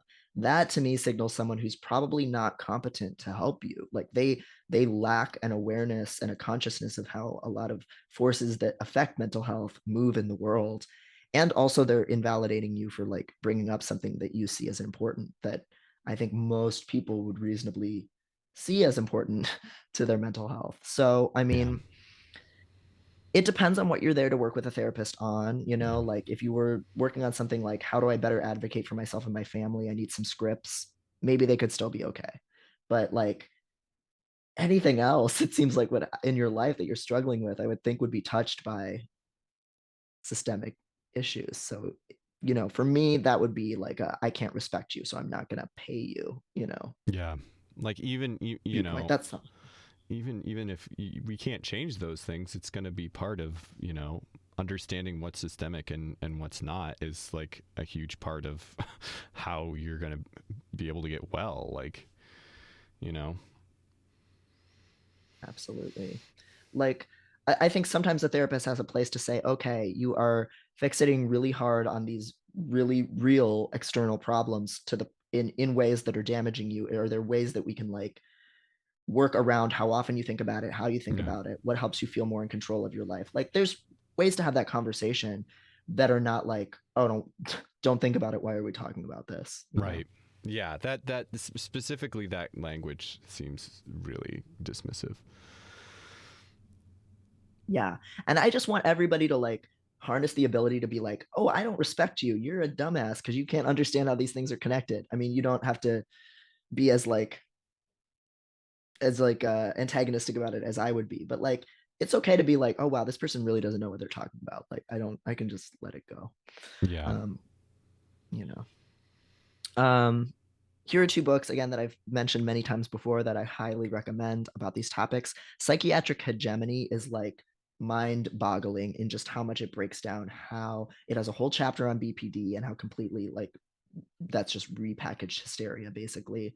It talks about racism in psychiatry. It talks about like how like refugees have been pathologized. It talks about so many different ways that psychiatry has been like used to justify the status quo. So highly recommend it. And then the protest psychosis I already talked about. Just really a foundational read too. I was just thinking that I think that was three at least books that we've mentioned, and maybe we could at the end we could like do a specifically like these are all the books we mentioned. I don't know if you remember. Yeah, So yeah, I can put together like a little. And I have a few other things in the slides that are also links, so I can like put together like a show notes Tumblr post or something, or yeah, as well as put stuff in the chat after. I like that a lot. And if you're watching this as a VOD, we will make sure we link that in the description or in the doobly doo or whatever. In the doobly doo, yes, nerd fighters. I don't. I've never even watched that. I just like know the jokes about that meme. The impact on the culture has been wide. It's very, That was Hank and John Green, right? Or no? Yeah, Okay. that was, cock balls smell amazing. Cock is one of my favorite tastes, etc. Batman. Ali Avocado said, my last therapist did not know who the president of one of the main opposition parties in my country is. Jeez. We've both lived in this country our whole lives. It was weird, very politically unaware. And they get to be like, I mean, I've sat in classes with like clinical graduate students, and like it's it's like how Paris and Nicole on like the Simple Life like didn't know that Walmart was a store, or like what kind of store it was, and they were like, Walmart, is that a place where you buy wall stuff? Like That's not when you're real. That's not real. that's real. That's a real Paris and Nicole quote. They just didn't know, because when you're that enshrined in wealth, you do not touch the world, and the world does not touch you. So you like don't have to learn about politics sometimes, like unless you're like the Koch brothers and you're manipulating politics from above. Like, yeah, what? It's a banana. What can it there's a lot of cost? stuff $10? Like literally. That's literally what my therapist was like. My BetterHelp therapist was like, it's just a tube of toothpaste. What could it cost? Just don't look at the price. And I was like, my family is dying. Like, like I'm losing jobs left and right. I can't pay for therapy anymore. She was like, what? Anyway. I think Devin would not ironically reblogged the John Green cock post. Is that accusation true? I think I already have. That's what I was like. Did you see that when it happened and been like, oh, I just like this post. I don't realize it's edited. I just agree with it. I was on Tumblr when that all went down, and I remember it, and I thought it was great because I just kind of found John Green just kind of like harmlessly annoying, right? Blandly annoying. And it was a beautiful day when you could edit other people's Tumblr posts to make them say that they go crazy on ball smell. Which same, yeah. This is a crazy, crazy on ball smell show. We are ball smell. Yes. I'm diagnosed with crazy on ball smell, and it's incurable.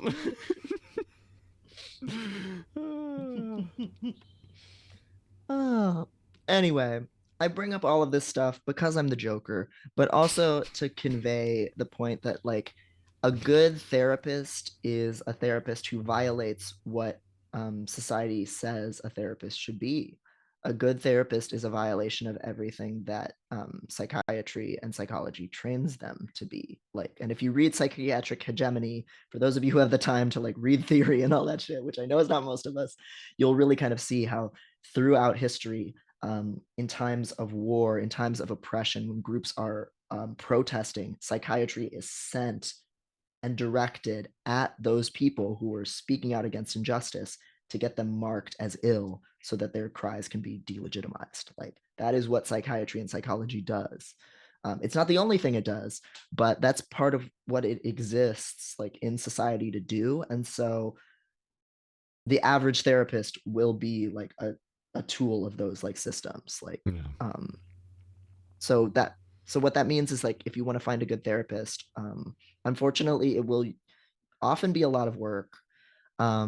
You will find some bad options, and you will have to find ways that work for you to ask them questions, tell them when you disagree with them, and leave being under their influence and control um, when that seems warranted for you. Yeah. And I think you can. I do. I wonder if you talk about this in the rest of this talk, but I think you can. I think you probably, depending on how, you know, how bad the therapist is, I think you could probably still get a lot out of a therapist that is unaware, depending on what you need and in what ways they are unaware. But I think that's just like,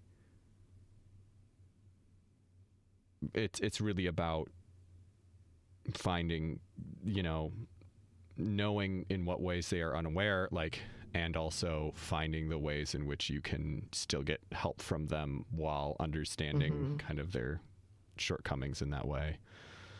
Yeah, that would come down to like self-advocacy and boundaries. And then Yeah. crucially, like nothing that you say and do is going to matter if the therapist doesn't respect you.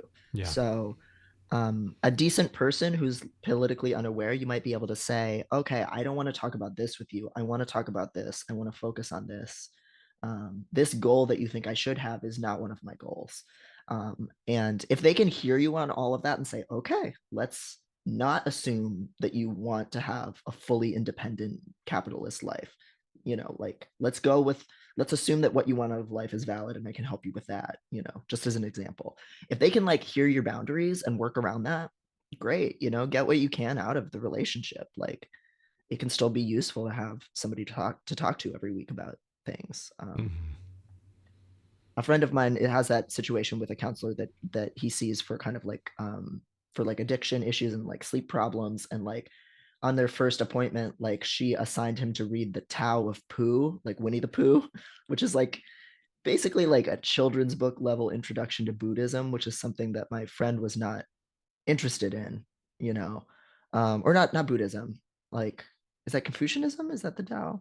I Like, think so. but That I don't yeah, know, but still baby level, like, that's baby, like a white person's baby level version of like quote unquote Eastern philosophy, right? yeah. And my friend was like, I'm not here for this. I don't like this. I just want help setting goals for how to like manage these things in my life better. And he's been seeing that therapist for like years now. And like they've built up a warm relationship where it's a meaningful like thing in his life. So that's totally possible if the person can hear you, if the therapist can hear you say, I don't want to do this. This isn't helping for me. Like take some feedback. Yeah. I one of the three couples therapists that me and my spouse tried, um like definitely had this weird orientalist bent and would sometimes say things about like, like, and it was this weird thing of like, in our Western society, we're so focused on like capitalism and like, you know, like they would talk about ADHD stuff like it was like a Western problem. And it's like, I mean, I agree with you, but I mean, I don't necessarily think that all of Asian cultures are necessarily better about that. Like, it's this weird like Right. fetishization of Eastern stuff where it's like, yeah, Eastern stuff is just better and Western stuff is just bad. And it's like, I mean, there are definitely ways in which Western society is specifically bad about work culture, but also like you fetishizing Eastern culture is not it. Like, like not Yeah. It's actually. dehumanizing. Yeah. It was, yeah, it's weird. Yeah, I've definitely seen that with some white therapists who like say that they're like they've learned from like indigenous practices, or they do talking circle like facilitation things like like and white people can have relationships to like native communities and be members of like tribes and things like that, but like I'm saying like white, like not didn't grow up with any kind of like connections to that culture, and just like having this fantasy of like this group of people is more pure. They're not human like us, they just like are more intuitive and magical, and it's Yeah. really, yeah, it's gross when that Yucky. happens. um Yucky yeah, stinky. that's yucky. Yeah, that's, I don't like it. And remember, at all times you can hit the bricks. If Photopotamus is still here, shout out to their wonderful article on Medium. You can leave the appointment. This is a article on advocacy with doctors as a fat patient, particularly a super fat or infinifat, because a lot of the self-advocacy tips that get given to smaller fat people just don't really work as well at people of larger sizes. And it's really just a great resource in general if you have to advocate for yourself with doctors who are imposing outcomes on you that you don't want or goals on you that you don't want, or not taking your concerns seriously. So strongly recommend reading that. And I'll also link to that article in the doobly do. I do. We don't have to say that, Devin. You sounded so upset to say it. Oh my God! Did you guys see that? Jesus. What happened? Charlie tried to jump up onto my desk, but my streamer hole curtain, she landed on it and just fully ate shit and pulled a bunch of garbage off of my desk. Oh no. Charlie, come here. Come here. Here, I'll help you. Where did you go? Oh, poor baby. Oh. Yeah, come here. Was she scared? Yeah, she was upset. Oh, yeah, we need Cat. She's too scared to jump up on the desk now, but oh, poor thing. Oh my God. And no, I'm not pained by saying doobly doo. It's just being a little shit.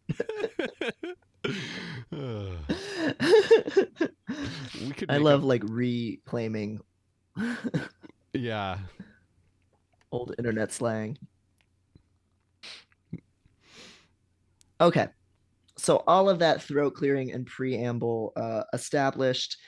Let's talk about just like the basic nuts and bolts of like searching for a therapist on a little website called Psychology Today's Therapist Finder. Because I'm always surprised by how many people don't know of it as a resource. So I'm going to actually click on it. You can see I was looking at a Dawn of Chromatica t-shirt. Oh, fuck yeah. Did you see the Gex merch? Just to fully go on a tangent, did you see I have not. It's really good. There's some really good. Everybody go and listen to the new Gex album, 100 Gex album if you haven't. It's really good. 10,000 Gex. 10, yes.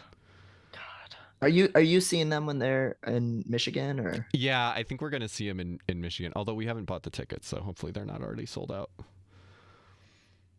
Yeah. We got a piss yellow vinyl. Okay. So oh, thank God. Piss. What's that fucking smell? Okay. Okay, so over on Psychology Today's Therapist Finder, it's a good place to start simply because almost every therapist is on it, and it does let you filter by insurance type, identities, areas of focus. You can't take anything that this site says as absolutely true. You shouldn't like trust that because somebody has tagged themselves as an autism expert that they're going to be someone you want to work with. But this is a good place to like get the initial list that you then like cull through. Yeah, and it's better to have so, somebody. Let's presumably, it's going to be better to have somebody who calls themselves an autism expert than somebody who doesn't. And just like if they think of themselves as an autism expert, hopefully that is going to be better. It's not necessarily true, but it's at least some data. Hi, Charles. Right. Yeah. If you're in, has Charles recovered emotionally? Mm-hmm. This is the perfect place for her to. So be yeah. While we're on stream, and I'm trying to teach her that she can be here. Anyway. Oh, there we go. Much more elegant jump. So yeah, exactly. You can use this site to start to filter. Let's say that you're Black and you only want a Black therapist, or you only want a trans therapist who's trans themselves. Like this is a good place to kind of bring down your list of therapists in your area to like a manageable level.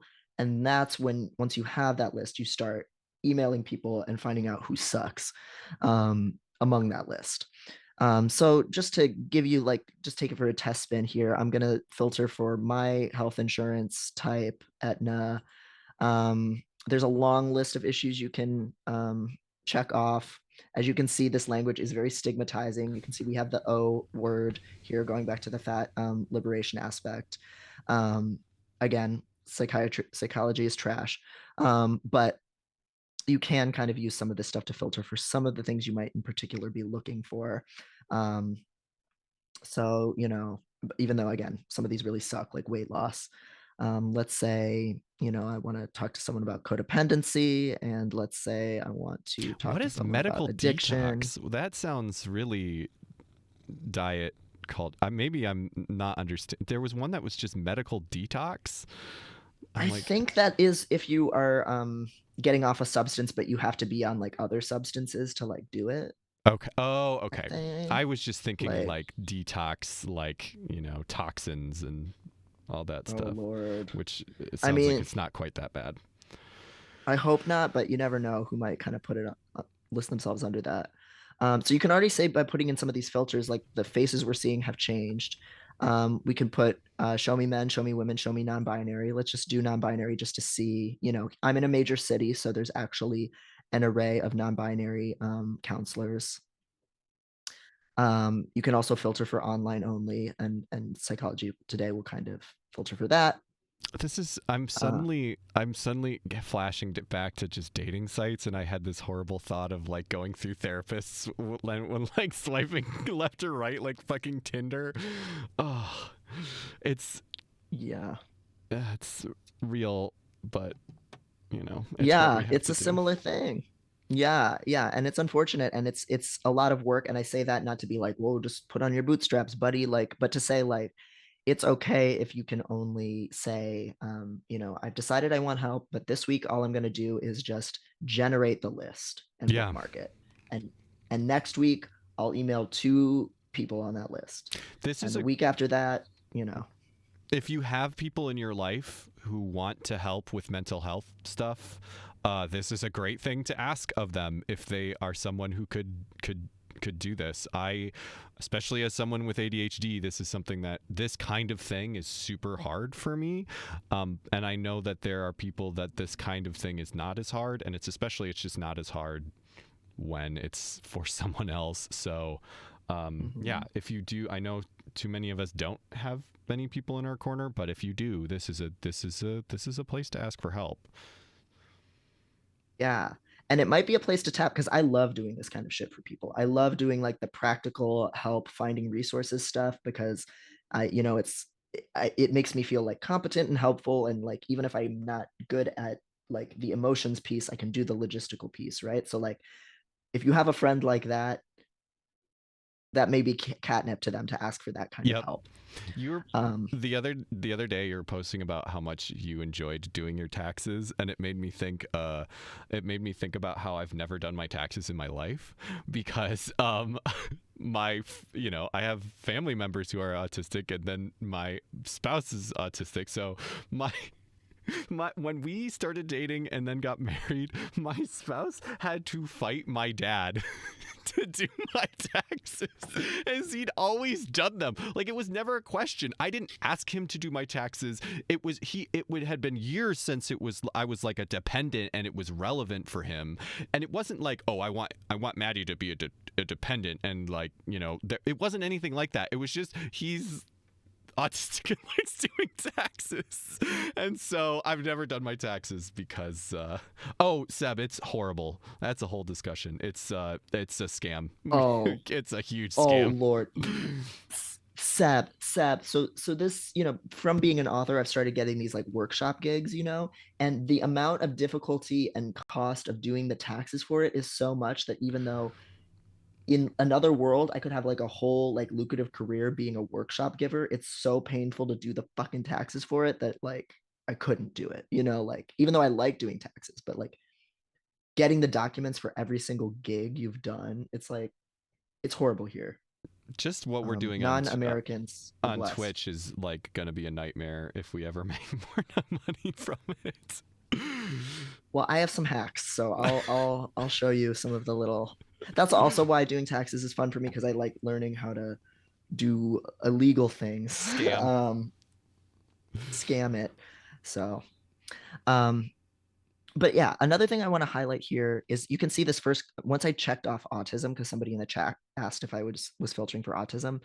As soon as I filtered for autism, we got this person who, and I don't know anything about Kelly Glover, so this is no shade, but you can see this person has a whole list of like buzzwords at the top of their bio, which are the topics that they kind of specialize in. And it's totally possible that somebody could be really well prepared and educated to handle all of these things. But when I see a laundry list this long, I usually start to doubt that they're really that specialized um, in these things. Like, how much do you actually know about autism? How much do you actually know about addiction? What kinds of addictions? Um, so that's a thing to kind of notice, like, if somebody seems to check off every single box, on Psychology Today's list, then I would be a little bit more sus of it, versus, let's see, this person has kind of, like, 3 tags, addiction, autism, and codependency, I think like, those are the ones that you sign me up. searched. Like if you go up to that person you're just Oh, looking wait, oh, at. yeah, those are just what I'm filtering for. Yeah. Yeah, that's just what I'm filtering for, you're right. Um Trauma, bipolar disorder, addiction, as well as mental and other disorders. Okay, so yeah, so this person actually doesn't necessarily mention in their bio that autism is one of their specialties, so it could be just a box that they've checked off. And then So you kind of want to, for each person, just look at it. Yeah. and then is there more, like if you click on them, is there more bio? I think there's more too. Like this is just their first. Yes. Yeah. So Yeah, here we go. So this is what I'm talking about actually here. They've checked off a lot of issues that they are specializing in. And when I see that many, personally, I don't necessarily trust that they're equally conversant on all of these things. And many therapists do this. So to go back to this person also does the same thing, checking a long list of areas that they've worked in before. yeah, see, this person actually has It put may or those may in there. The reason it's showing up there is they've actually written that out in their bio. typed it. Right. And so I think Right. that sometimes it's okay if people have like a ton of these, because that's just SEO. But then what you can do is you can kind of like go back to that other person we were just looking at. Yeah, like them. So they have all of these issues, but then in their bio they actually specifically mention a few things. So they talk about CBT and DBT, Right. and adults, adolescents, and children with depression, and then trauma, bipolar. So that list that they've actually written into their bio is much smaller, and so it's like I like thinking about it as like the things that they've tagged in Psychology Today are a billion things, and they probably have some like that those are things that they would feel comfortable talking about. But then these things, the trauma, bipolar disorder, addiction, are like things that they are gonna like, if trauma is your biggest thing, I'm gonna feel better if it's written in this bio rather than just one of their laundry list things. Right. Right. The bio is more limited and more targeted, and it's kind of a good for a lot of times. Personally, I think it's a good sign if somebody knows what their thing is and what they're really good at, Yeah. versus if somebody is kind of casting a wide net, maybe because they're starting out, or they're in a situation right now where they need a lot new. They're looking for lots of new clients, and having to do the SEO kind of thing. Um, but it is also possible for somebody to know and be passionate about an array of issues. Mm-hmm. Yeah, this is again laundry list. Post automobile accident. I mean, that's so specific that it's like, okay, cool, work, but Mm-hmm. um, And again, somebody we else don't in the know chat any of mentioned. these Oh people. yeah, set So don't, right. if I you have know no of any of clue. these I'm not talking therapies. shit on anyone. Yeah.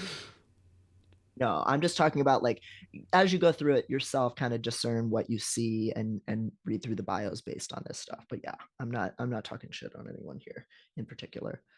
Um, Seb said they need a top Trump scoring system for these, so you could kind of like rank order, like, Mm-hmm. insurance is the most important thing, and second of all is their gender or something like that. Mm-hmm. You can filter for types of therapy, and a variety of different issues. Ethnicity served. You'll notice usually it is, for all of these categories, it's always in terms of who they serve or what they specialize in. It's not who they are. Um, Even though those things will often be associated, right? Like if you are looking for a therapist who marks themselves as serving a lot of Black and African American clients, the odds are increased that they are Black, that you'll see more Black therapists in the list. Same thing with queer, with the queer tags. If you select, I want to talk to somebody who works with lesbians, a lot of the lesbians will be listed there, but not exclusively. And that kind of has to do with just how the therapist here is the one that's in the position of authority. So treating them as an identity category, like somehow isn't allowed, Yeah. whereas you can identity categorize yourself. It So, it reminds me a know, lot of um, the stuff that people have been talking about with journalism lately, especially the way that like where it's like, oh, actually, if you're a trans journalist, you're considered less able to write about trans issues because you're biased, whereas somebody mhm. who goes to works for the turf organization for their whole life and makes money from the turf think tank is supposed to be less biased than the person that is like actually trans. And unfortunately there's definitely some of that thought Yeah. in for therapists as well. Right. Yeah, you definitely see that. And you also see it in how they're trained. When I was in grad school, if you were a Black person studying racism, you would be accused of doing me search, as if studying something that was relevant to your life was a bad thing. Mm-hmm.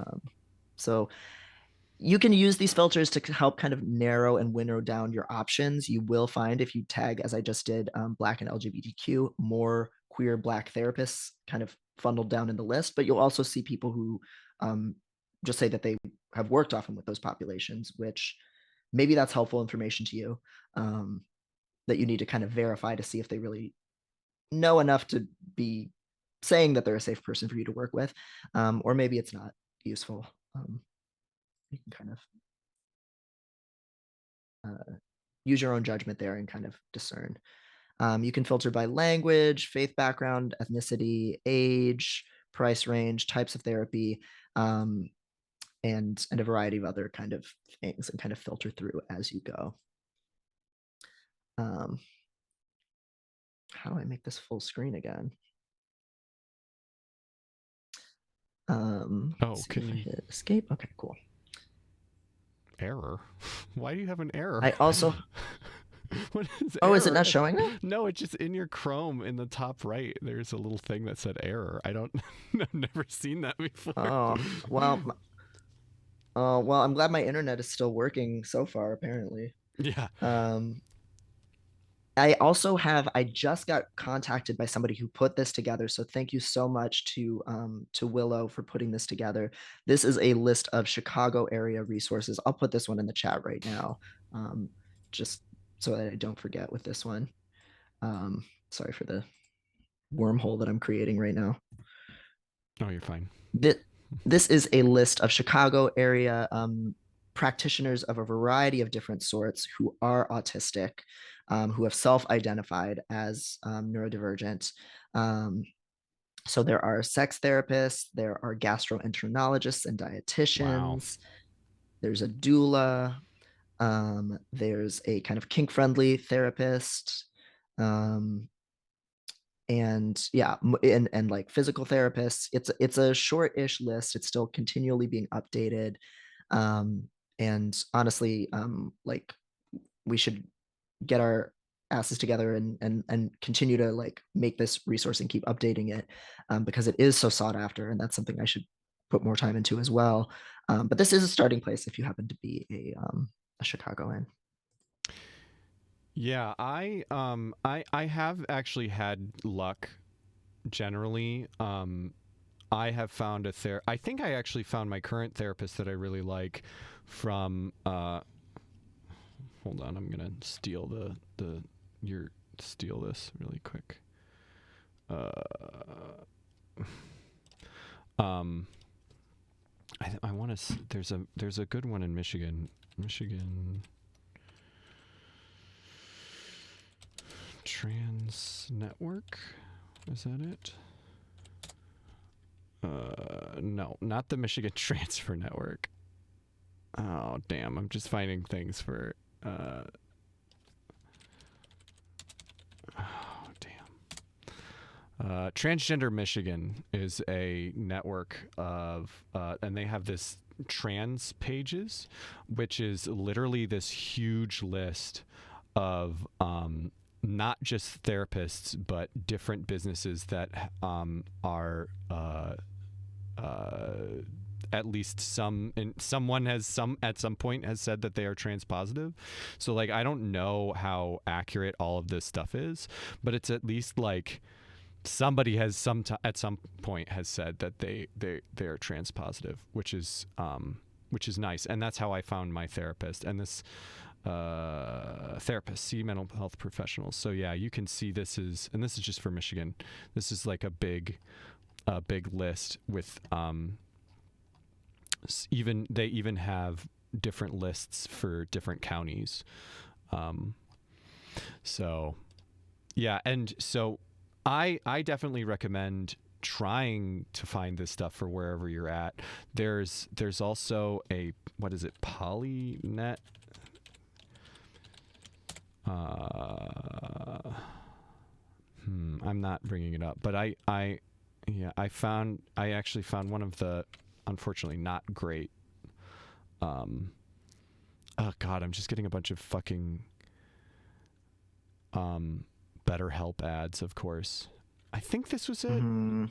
There's a website, polyfriendly.org. This is maybe different than what I used. But so yeah, I mean, I can't really speak to any of the specific, like how good any of these websites are going to be, but it's definitely a place to kind of work from, that gives you another perspective, like at least someone somewhere who fits whatever identity label you're looking at, has the idea that they are a little bit better, and there, depending on where you live, there may be networks that are specific to your area. Like I said, there was the Michigan one. So at least taking a whirl on Google and seeing those websites, and then you can always cross-reference that with like Psychology Today or their own personal websites. What do they say on their own personal websites? So, Right. Yeah. All of this stuff is just the first step, unfortunately, of just kind of winnowing down a list of people who have a slightly better like odds to understand what you're talking about and to be able to be worth working with for you, but that's when kind of like the next batch of advice in this slide deck comes in, of like, okay, now you have, let's say, 2 or 3 people that you think might be a fit. Let's hope, let's say that you're lucky enough that like you can identify, people that are at least worth putting feelers out to. Maybe they don't check off all of your boxes, but you've heard good things or you've seen some promising things on their bio and you want to at least see. That's when kind of like asking them certain questions and kind of doing a vibe check kind of comes in. So maybe before we dive into those kinds of questions, we can do a Dr. Laura. Took the words out of my mouth. Literally took the words out of my mouth. All right. I'm gonna roll them bones. Yes. I lost the bones. Nope, I found one. Teach.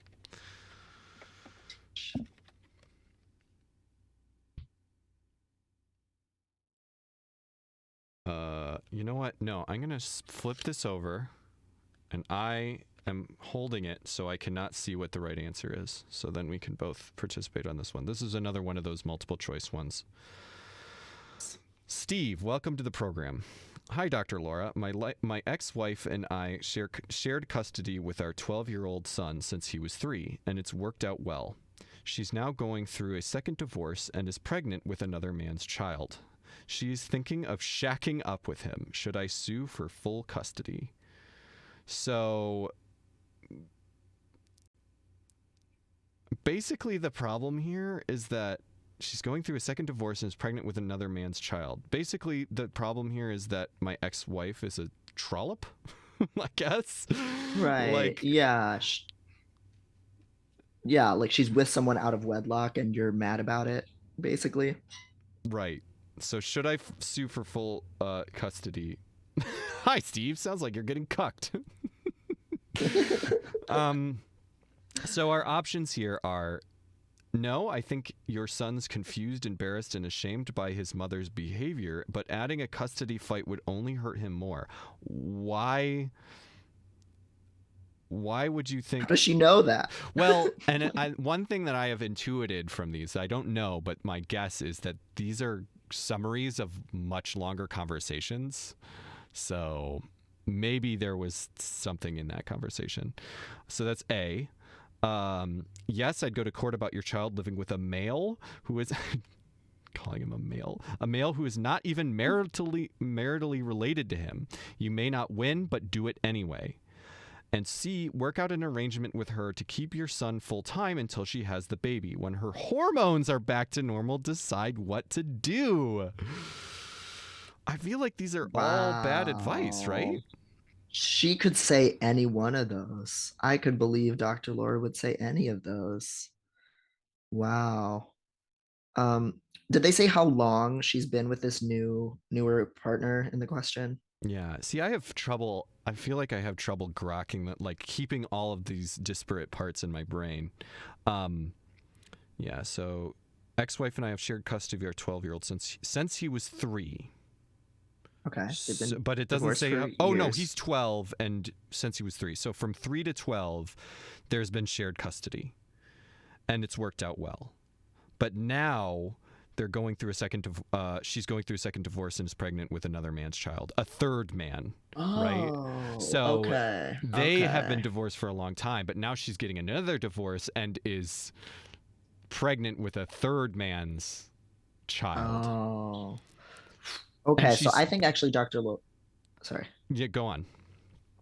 I think Dr. Laura would probably come down pretty hard on this one then. Now that I have that. Um, I keep hearing you say it like custardy, which would be more fun. That's how we say it here in the US.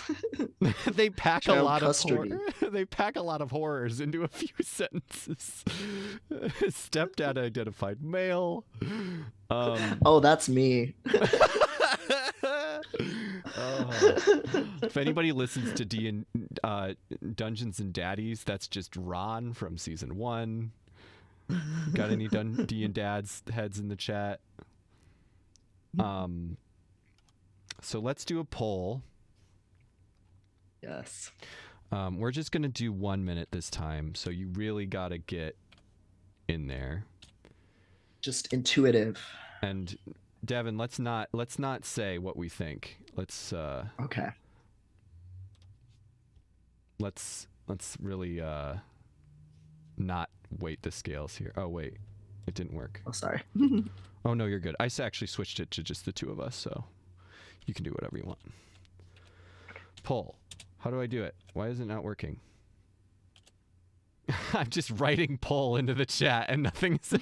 Why did it work? Isn't so it like a well? /? It is. Oh, it's before it, isn't it? I can also do it in the dashboard if you want. Oops. Yep, I just did it. It's /poll, not poll Okay. /. Okay. Nope. Okay.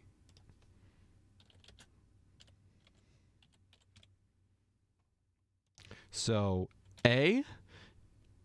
I guess I'll reread these once the poll starts. A, B, or C. And we're just going to do 1 minute. A, no, I think your son's confused, embarrassed, and ashamed by your cucking mother, but adding a custody fight would only hurt him more.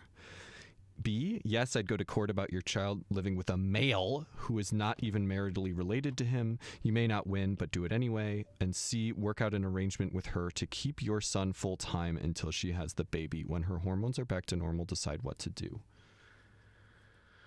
Dr. Laura is a conservative radio host from the 90s. She still is on the radio, but is less, I think she was more popular in the 90s. And this is a board game based on her questions. So she's a conservative weirdo who occasionally actually, she's not, like, you can't just say it's the worst opinion. Like, she doesn't always have the worst opinion. Sometimes she is reasonable, but Yeah, but for reference, in an earlier question today, the problem was my son's getting bullied at summer camp for seeming gay, and her response was, "Watch him at summer camp and see how he acts." Yeah, see how fucking Basically, gay to he acts. All right, so we see if got he is acting gay. chat says B. I might have to also go with B. No, actually, for the memes, I'm gonna go with A because she basically calls the caller a cuck, which I enjoy. What do you think, Devin?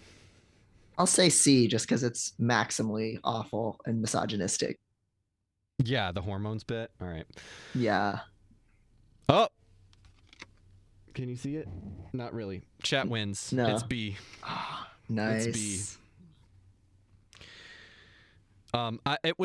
It was really the male part. Calling him a male. Unrelated male. Yeah. Yeah, and like unmarried people living together is the greatest sin in the world in Dr. Laura's eyes from what I have played this game. Yeah. Yeah, she comes down hard on that one. All right, do you want to pick one? Sure, yeah. I'm gonna roll yeah, me. should I roll or do you want to just pick? Just roll because there's so many. Your spouse sent me so many. Teach. All right, we're gonna re-roll until we get one because we just did teach. Nag. Yeah. We haven't done a nag. Okay, good. We haven't had a nag. Just drawing at random. Tia asks Dr. Laura, "My mother passed away in May. In September, my father met a very nice woman, and they're planning to get married. I feel some resentment because he's replacing my mother so soon. I feel it's an insult to her. How do I handle this?"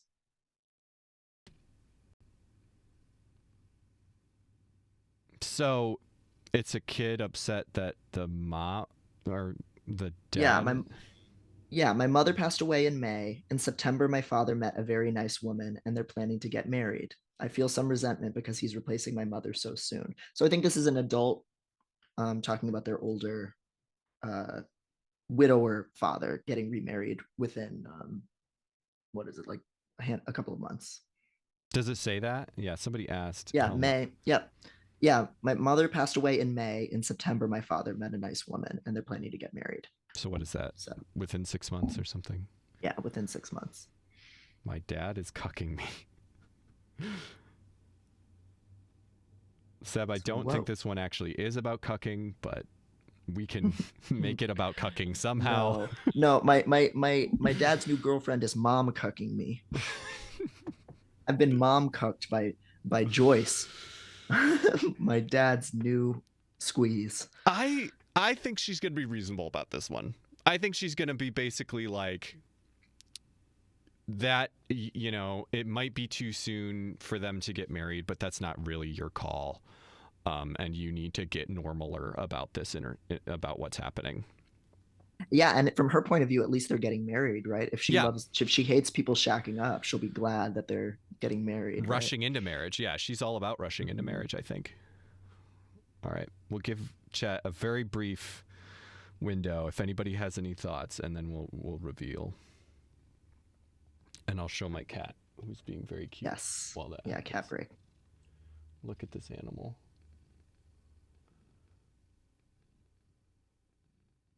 Oh, so creature. Is Joyce stopping us from marrying our dad?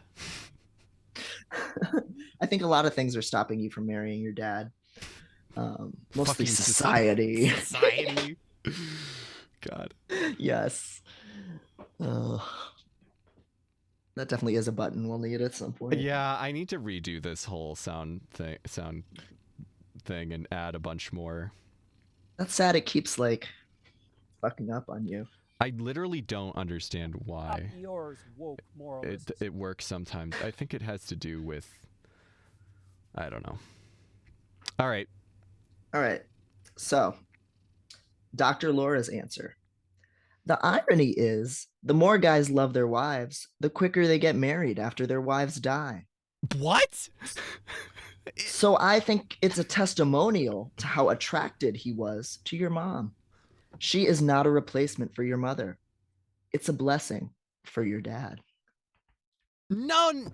There are like 3 different points being made, and then they're then related, and none of them make any sense. The individual points don't make sense, and then the way she's relating them don't make any fucking sense. She's sagely passed along this completely made up fact she's observed. The more men love their wives, the quicker they get married after the wives die. What? And how does Citation needed. that doesn't make any sense. This man's getting married very fast because he was really attracted. That's the word she used. That's the weirdest part. Attracted to your mom. It's not even about like it's the your dad was so horny for your dead wife. He needed to get off immediately, and that's why they're getting married. So, and you know, because he's and this other woman doesn't figure into it at all. Like her qualities are not named. Like whether the relationship is good or not is not acknowledged here. Like, is this strength tofu? STR tofu? Is this a roundabout way of saying their dad is codependent, being generous? I guess. And again, I think we're getting summaries of Dr. Laura's genius. So, but she's presenting it as a good thing. Like I think you're right for picking up on, oh, this guy can't live on his own. Like he's getting attached so quickly. But like she seems to see that as a good thing. Which seems right from the very little I only know of Dr. Laura from this fucking board game, and from what I know from this board game, it seems right. We're studying the teachings. My God. Okay. All right. So, if we have time, I want to just speed run these, like not discuss them at all, just like read through a bunch of these at the end if we have time, because yeah, that can be how we put an end cap on things. And like we'll see how far we get into these slides and figure it out, because I know you have a hard out at the end time, but unfortunately figure it out. So let's talk about what kinds of questions you should ask of a therapist to figure out if they're the right person for you, and like what that kind of self-advocacy looks like. Because people, I think, are like really afraid to like question their therapists. And some of it's for very understandable reasons related to the power that they can have to institutionalize you, to write down things in your chart that could get doctors taking you less seriously, that could, get your child custody taken away. Like if you're in that kind of situation where a therapist has a lot of power they're asserting over you, trust your own judgment here and trust your own like fear and trepidation that's trying to keep you safe. Like none of this advice is intended to like encourage you to like cause problems for yourself. Like never do that. All that said, I think I have noticed time and time again, even when somebody is seeking out a therapist themselves, paying that therapist themselves, and it's like kind of one-on-one casual, like you're not impatient, they're not in control of whether you get released from a hospital, like they're just a person you see every week.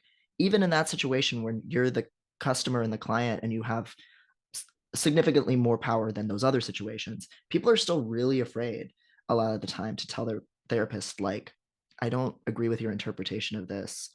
I don't want to do this. This kind of homework doesn't help me, like, and that kind of thing. And you're gonna have a bad time if you can't self-advocate in therapy. Yeah. And if you don't trust your therapist to respond well to you expressing disagreement or asking questions, it's already a bad therapeutic relationship, and you should probably get out of it in most cases. So as I share some of these example questions, like one of the biggest tells is just how do they handle being asked questions like these, like not, Yeah, so. like that was something that people were even bringing up. Like, what do I do if I ask these questions and they refuse to like talk about it? It's like, well, maybe that's not a great person, but also, and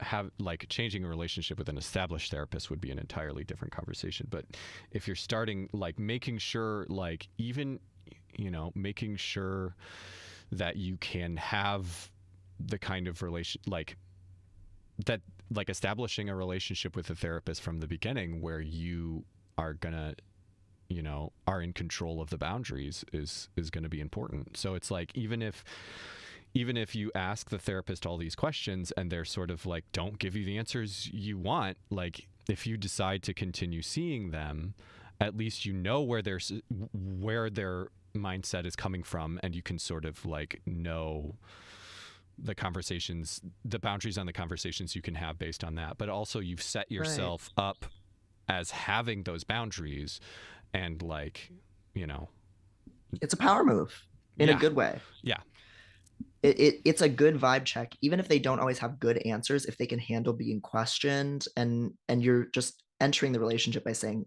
look, buddy, here, like, I'm in control of what happens to me, you're not in bucko. control, bucko.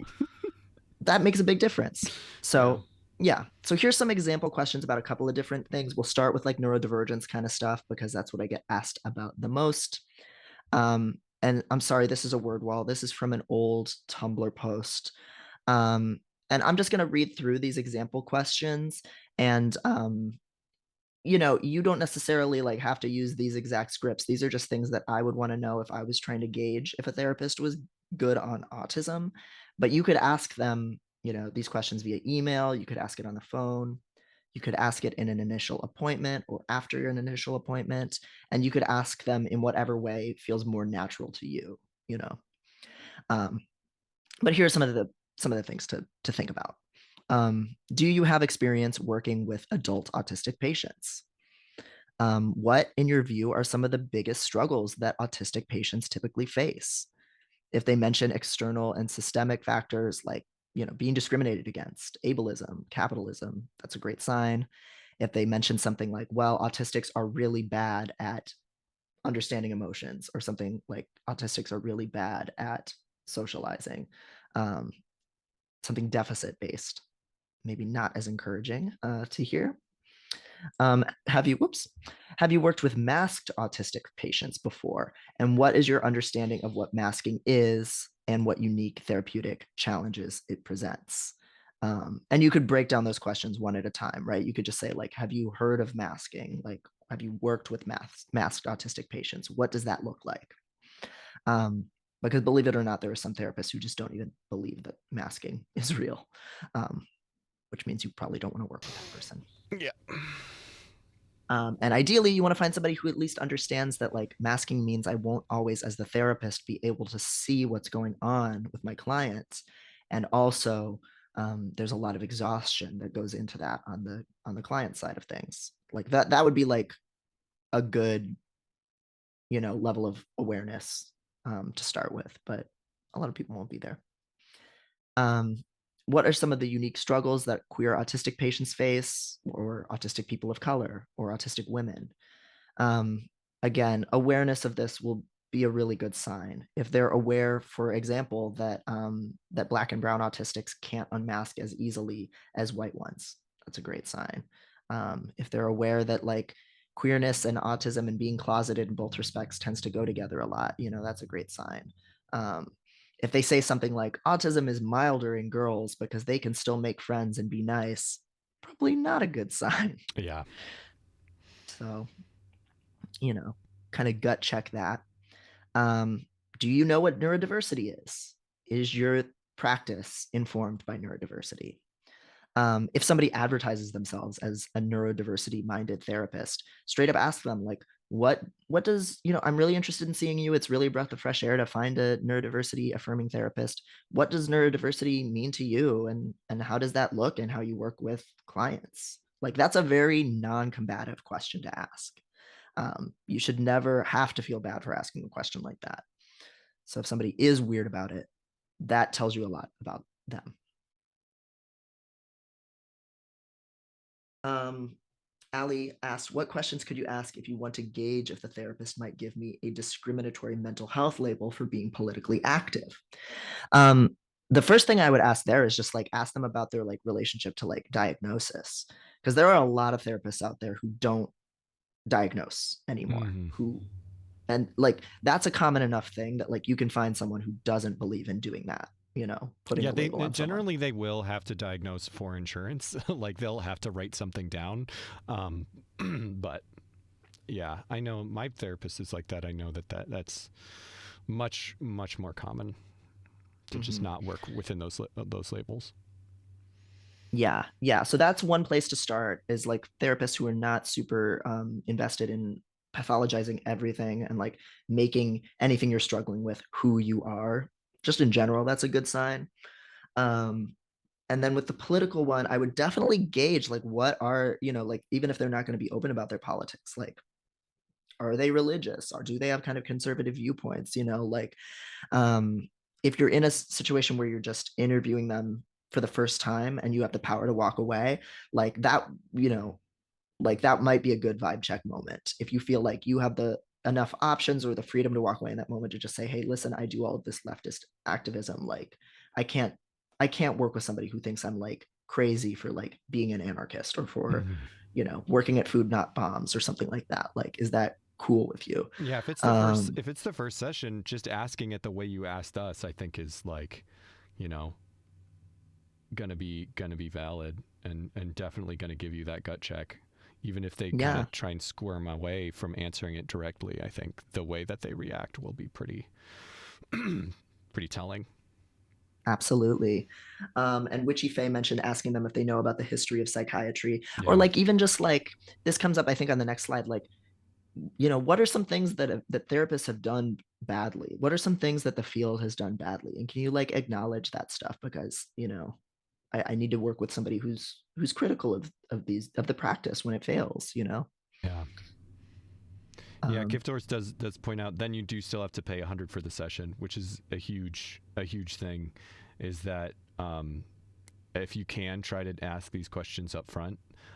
And that's mhm, just so going to depend on the therapist. Like one thing that I've had happen pretty commonly is they'll ask you to leave a voicemail summarizing what your needs are for your care, and you can ask questions in that.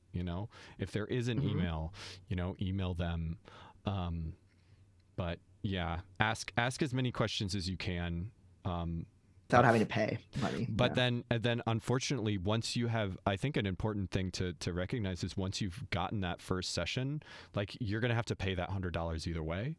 Um, do not like make sure like. Unfortunately, you are really going to have to really grill them in those first couple sessions. You are going to have to still be prepared to walk away, because even though that I absolutely understand that can be a huge hardship, like to start from scratch again, you're gonna have to pay that money either way, and it's gonna you need to find this stuff out session 1 rather than session 60 when you've sunk even more money into it. Right. And developed some kind of attachment to that person's point of view and like shared a lot of vulnerable stuff about your life. So yeah, it's better to throw away $100 than like throwing away $100 like 10 times and feeling shitty about yourself because you start to internalize it. So Seb says dealing with therapists here in Britain, unless you're like mega rich, then you just get total luck of the draw with who you see. Is there no way to be like, I don't like this therapist, I want a different one? Is there just literally like, do you get the who you get and then you can see them or not just indefinitely? Like, I think because the waiting list on the NHS is so long that like it would restart yeah, for you. yeah, Um, so yeah.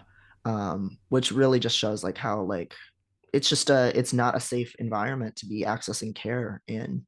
Um, if you don't have the ability to like withdraw consent, in a meaningful way. Like, can you leave the room? Sure, but like if that's the only person you're gonna get, that's tough. yeah. I mean, this is this is an extremely American discussion, unfortunately. Mm-hmm. Um, It's a very consumer based model rather than and said, oh, thanks, it's not even through the NHS. yeah. Thanks for the correction on that. Uh,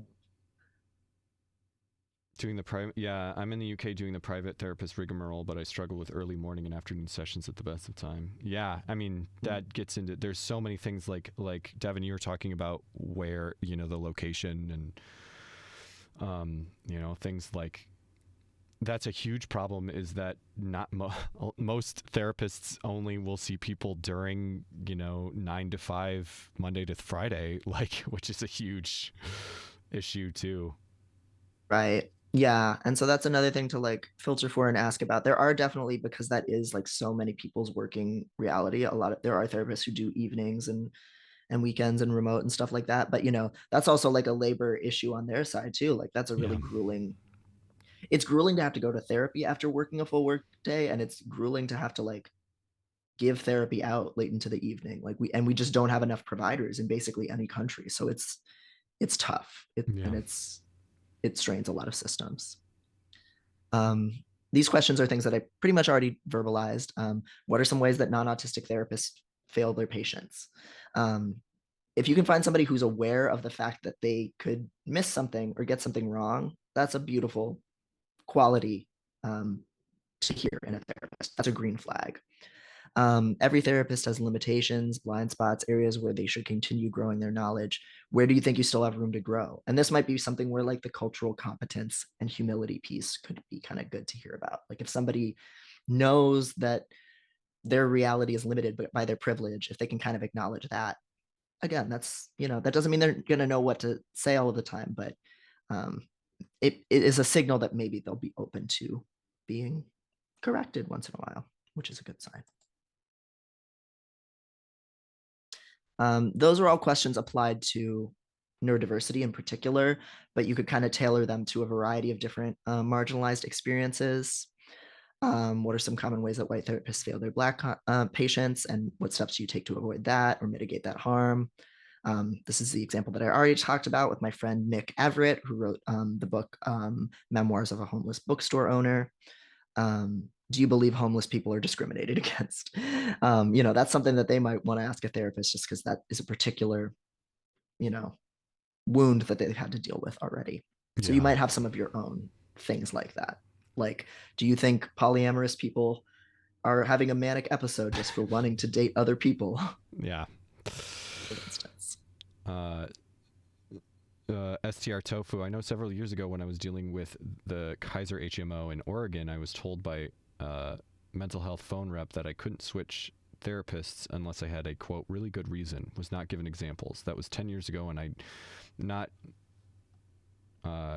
sure that they would do things the same way now, since they are relaxing policy around outside referrals. But I suspect the UK problems might also exist in US HMOs. Yeah. Absolutely. And that is one area where sometimes if you can get the provider to agree that both of you are not a match, sometimes that actually can kind of help a little bit. This would be in a situation where like the person is not downright like abusive to you, but like they don't have anything helpful to say. They feel kind of like, they're out of their depth when they're with you. Like if you can help kind of bring problems and questions to them that like can help even them realize that they are not equipped to help you, but not in a way where they're going to call the cops on you or escalate, but where they just like want to pass you on to someone else. That is one way you can sometimes game it, but obviously like that's a very tricky tightrope to walk, and you shouldn't have to do that. HMOs Yeah. are a fucking mess. But that's one thing that I've heard sometimes kind of works. France and Belgium, not really how to describe your practice at all. Talking about you as a therapy, etc. So you just kind of have to guess, or you just won't have any of this information up front. Yeah, especially if somebody is like a Lacanian psychoanalyst, or like a psychoanalyst in general, like sometimes they won't answer any questions about themselves or their process, or even explain why they're doing what they're doing, which to me, I don't see how that could ever be like an informed consent, like a safe health system like experience. But so, like I don't understand how that would like ever be tolerable. But a lot of therapists have the training that they're not supposed to talk about themselves. So sometimes, even if somebody won't talk about their own identities, you can still ask them about, like, if I came to you with this problem, what would your first step be? Like asking them a little bit about like just nuts and bolts. What can I expect in working with you? You can sometimes get answers on that. But if they won't even explain that, like Jesus Christ. Ask them about how they work. Some of this comes down to stuff that already came up today. Like if you really want to just zero in on focus on specific life concerns or practical stuff and not go into let's talk about your childhood or whatever, tell them that and see if they're down for that. Um, or if you do really want to have like a really systemic exploration of things, like you want to gauge if they're the kind of therapist who works on that, and that'll come down to just like you and them and the relationship, and what kind of work they do. um, so I think we've kind of talked about that pretty extensively. Mm-hmm. Real quick, because people did ask about therapy modalities. These are ones that I've heard a lot of neurodivergent people swear by. Somatic therapy, which is about like the body and kind of like feeling attached and grounded in your body. Internal family systems therapy. I've heard a lot of positive things from people who had a lot of like familial trauma, abuse histories, people pleasing, codependency. Or if you have like a fragmented sense of self, which a lot of maskers do in general, IFS can be really beneficial.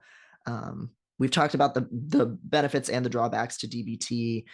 Even though I like it, I've also heard people relate to me really bad experiences they've had with DBT therapists who were still like, even though it's supposed to be about kind of radical acceptance, having therapists who didn't really accept them as they were. So it's not always great, right? Like it depends on the therapist and the situation. Yeah, I'm pretty sure my therapist is somatic. I don't remember if she said that, but that's definitely like a description of what we've done. Um, I've also heard good things about internal family systems, although people in the chat, and I think you had some amount of discussion about it on Tumblr, have said that it might not be good with for people with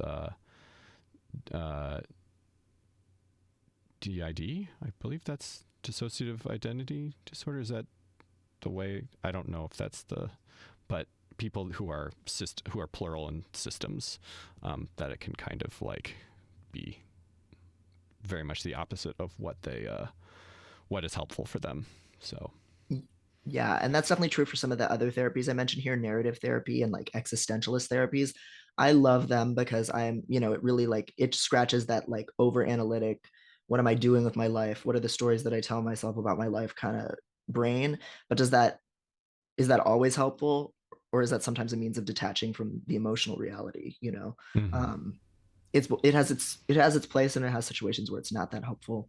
And yeah, as we were talking about on Tumblr, if you're plural, if you are a system, any kind of therapy that's trying to integrate you into a whole, I would imagine is going to feel like it's corrective therapy for you, and I do not want that for you. So while I personally am someone who like an identity integration thing was helpful with masking, that's definitely not true for everyone. Yeah. Somebody, Crash Bandicoot says DBT group therapy was the best time I've had. DBT one-on-one therapy was horrible to meh. Yeah, that was somewhat what I experienced.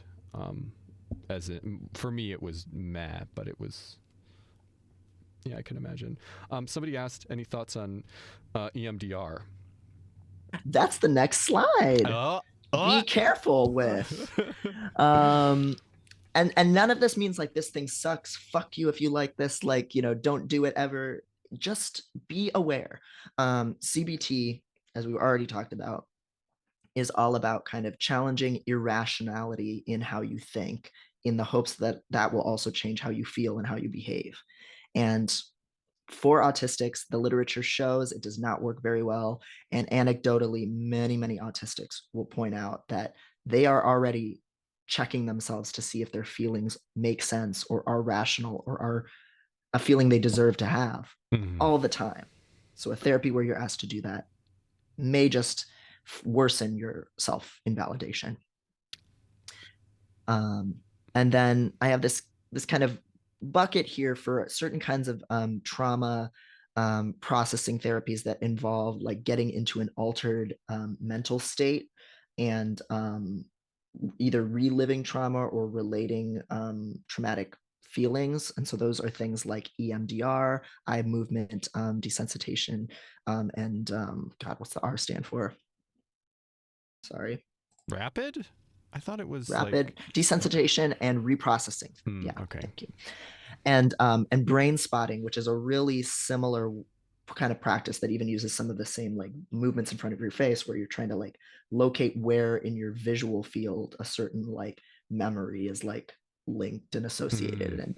And the mechanisms behind these therapies are like not super well verified, but they all certainly involve like getting into an altered mental state, a like, you know, theta wave trance state kind of brain function where you're thinking about, with the guidance of a therapist, like traumatic memories or deep kind of psychological wounds, and um, not literally rewiring your actual like neurology on like a literal level, but like forming new ways of like seeing or feeling about these things. um, I know a lot of people who have trauma who swear by these things and have had very profound experiences. um it's just that they also like really can like make you worse before you get better, sometimes for a long time. And you can need a lot of time to kind of just recover from a session. And so there might be times in your life where opening up that closet is not something that you want to do, or that you're in a stable enough place in your life to do. Or if you're with a therapist who's just like not emotionally safe, you don't want to do this stuff, Yeah. basically. Um, First of all, I just have to point out we are skeptical of, we might be some not totally closed off, but skeptical of cognitive behavioral therapy and hypnosis as a therapy. But for kink, it's good. We're pro cock and ball torture. We're pro hypnosis. We're pro sissification, we're pro bimbofication. Well, but and that's, you know, and like that's part of also why when I've heard people like describe these experiences with brain spotting and EMDR or like hypnotherapy, I'm like, oh yeah, no, that's an ab reaction. That's a thing that people in like the people who do this stuff erotically know, that like if you're doing it in an intense way with the wrong person, you can feel really fucked up, you know, like Huh. um and so, and sometimes that's cool, but Is that I've never what did you call that? it's called an ab reaction. What is a Um, is that how do you ABREACTION. Yeah, ab reaction. huh? It Yeah. sounds almost like sub drop a little bit.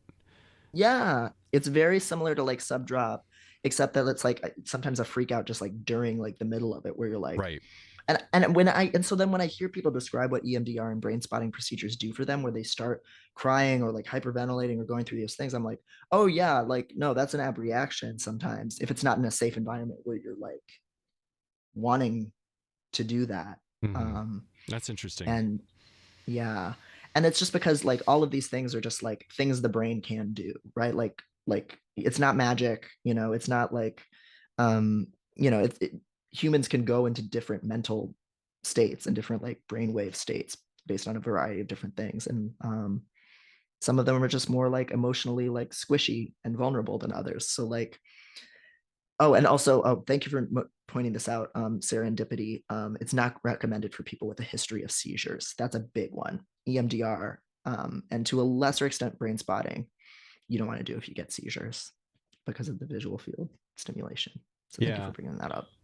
Feeling safe with a therapist, because I'm reminded of some of the specific issues I've had with therapists too, when we're talking about this stuff, because somatic therapy is sort of can kind of be similar as far as like you're getting really deep into trauma, and that is not something you are always going to be able to do safely.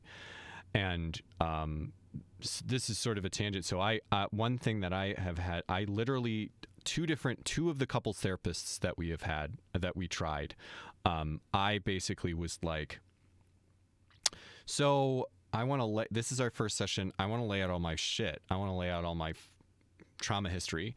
And that is obviously a really triggering thing to do. And so one in particular, I basically did that, and I was like, whoa, I think I went a little too far, and I am like really triggered right now. And this was like 5 minutes from the end. And she fucking was like pushing me. She was like, let's talk more about that. Let's dig into that trauma more. And I was like, no, I have to leave in a second. I can't dig into that trauma more. And she basically, and even my, this was couples therapy. So even my spouse was there going like, yeah, Maddie is like triggered right now, like we need to back off. And they literally didn't understand that like actually this was an inappropriate time to dive into that stuff. That's awful. It was really awful. And I actually even had another one of the couples therapists did almost the exact same thing. Like basically I was like explaining my trauma stuff and they tried to go deeper and I was like, bro, I'm not ready for that. This is our first session. I don't know you like that. And so this is like, I think a lot of what we've talked about is like really kind of systemic things that relates to more systemic stuff. But I think that is, and unfortunately it's kind of a difficult thing to really give concrete advice about because like it's going to be so different for everybody. But like, yeah, it feels like they're trying to speed run therapy. It was wild. And it was, but I think that's such an important thing is like, you have to feel safe with your therapist. Like you have to be able to be vulnerable. You have to, you have to be able to feel like you don't have to, if you feel like you have to lie to your therapist, like it's one thing if, maybe you've identified that there are certain things, certain ideological differences or certain political differences. And, you just need to not kind of avoid those topics with your particular therapist. But if you feel like you have to lie to your therapist, do not continue to see them. It's not going to be helpful for you. You're just not going to ever be. You have to feel safe with your therapist, and that is not a thing that you are necessarily going to figure out that first session, and you're definitely probably not going to be able to figure it out beforehand. But like, yeah. It's just that is such an important thing. Is that like safety thing. Right. And jumping off that too, like if you don't feel comfortable expressing any disagreement or boundary with your therapist, or you feel like you have to tell them what will make them happy with you, same thing. You're not going to get anything out of therapy. But the way that you build that trust is like you challenge them in small ways and then they earn that trust, and then you continue to deepen the relationship. And if they aren't even listening to a simple no right out the gate, there's nothing you can do. They have shown you who they are and what they're capable of, and they can't show up for you and they don't respect you. And so there's nothing there's nothing you can do at that point.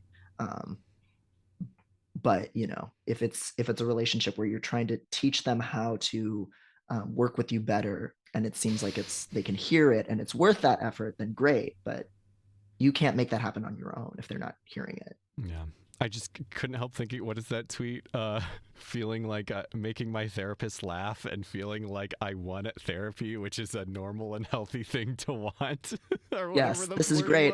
I'm going to win at therapy, a thing that's normal to want and possible to achieve. Yes, thank you. Which was tweeted by Sarah McHenry, who is one of the Anime Sickos friends. Yes, and she was on the Sickos. Yeah. Really important brainworms to have. Huge. Her impact on the culture, staggering. Oh my god. A few other questions to ask. Will you call the cops on me? This is something that a therapist that I spoke to recommended as a question that like she has had her patients ask, and she's really glad that they have, because she understands that people are worried about that. So, will you institutionalize me? Will you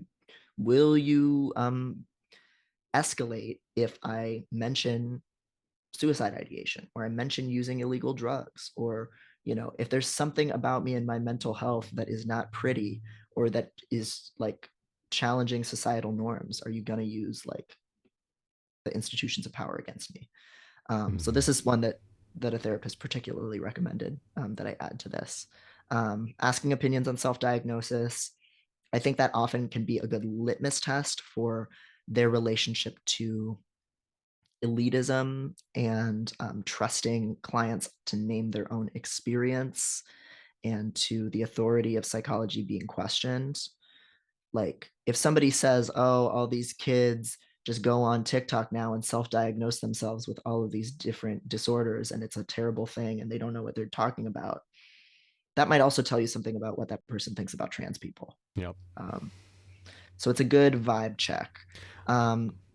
And Sorry, we yeah, and when Betty, you call me, are they legally obligated to go to cops in certain scenarios? That's never been clear to me, and that is a yeah, thing that I wanted to bring up. It is important that they like therapists are what's called mandatory reporters. So if there is abuse going on or violence happening, and technically I think that that can include violence against yourself. So that is an aspect of this where it's like if they believe you to be an imminent danger to yourself and they right. don't institutionalize that, they could actually lose their license.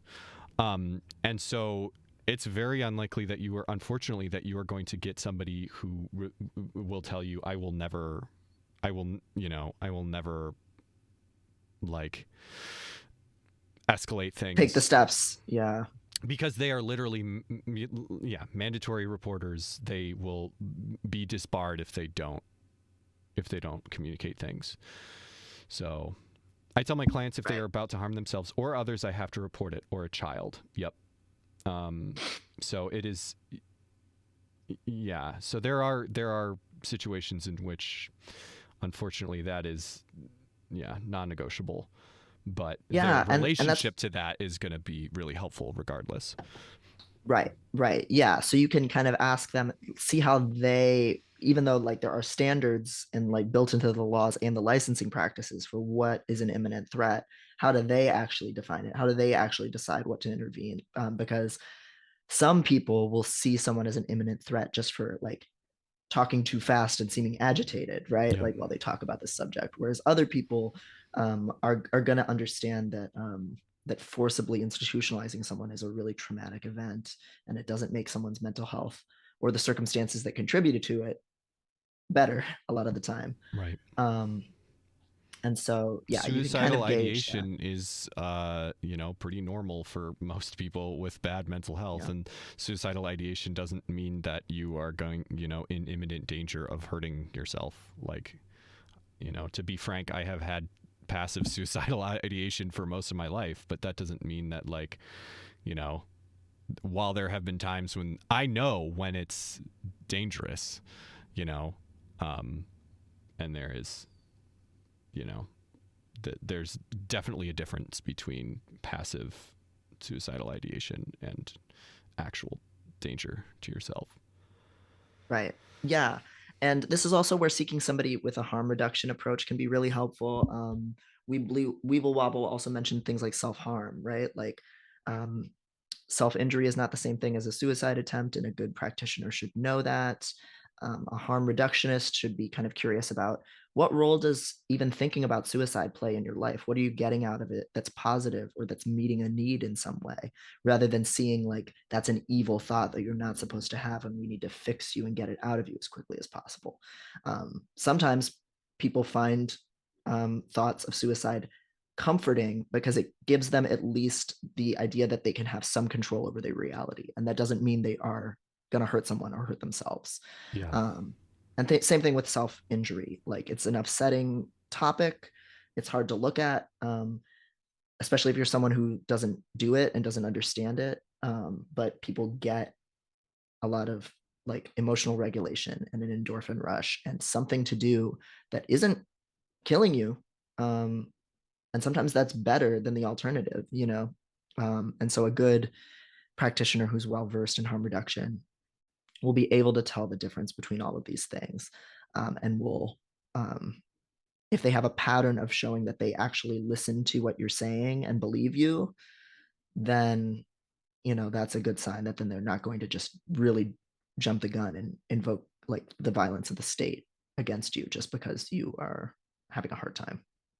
So Where are we at with this slideshow? Because I am remembering I have a telehealth appointment at 4, friends. yeah, so you have to go in like 9 minutes, right? Yeah. So do we have what is where are we at with this slideshow? I think this is probably a good stopping point. One thing I was thinking was we could do another Dr. Laura, um, set you free for your other obligations, and then I can try and see if I can get back on Oh yeah. from Zoom just to knock out like a couple more slides. It's just like a reading list, like it suggested like readings and shit. So Hmm.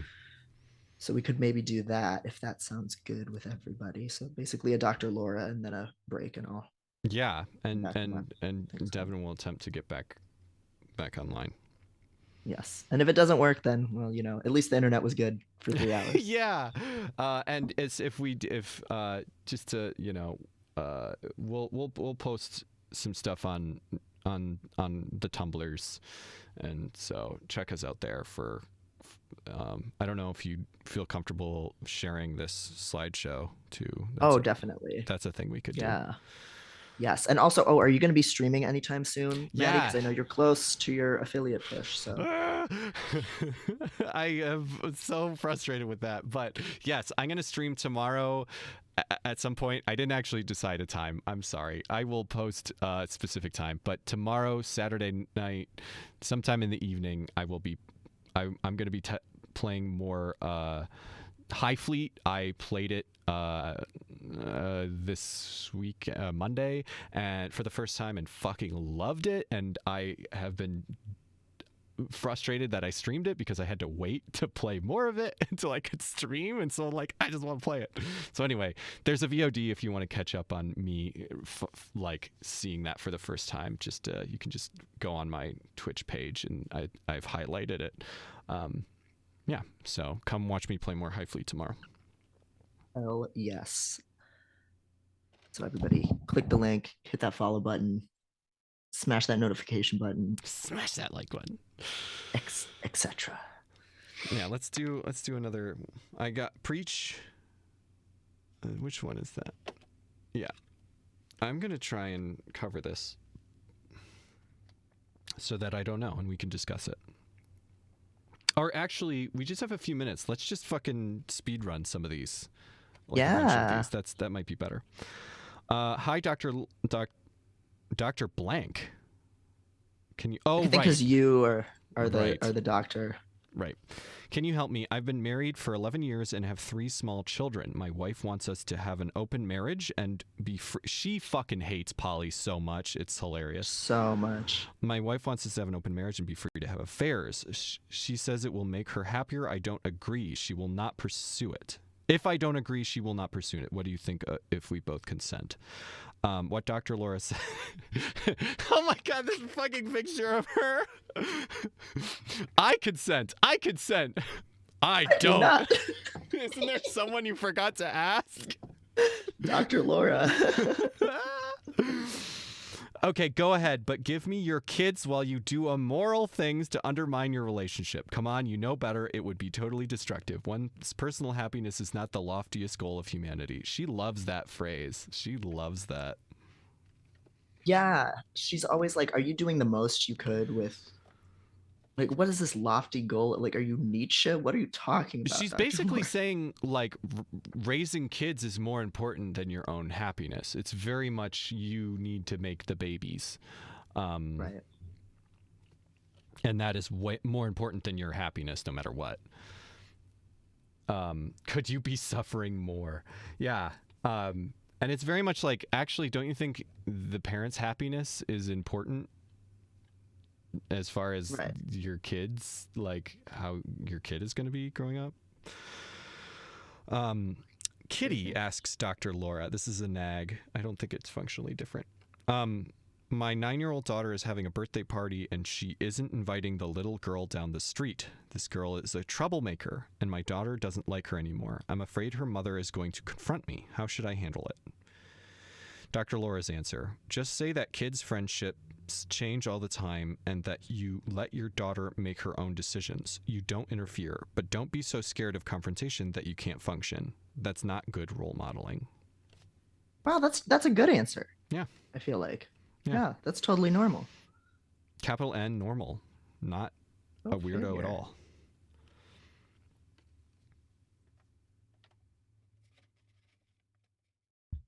Come on, let's get a shitty one.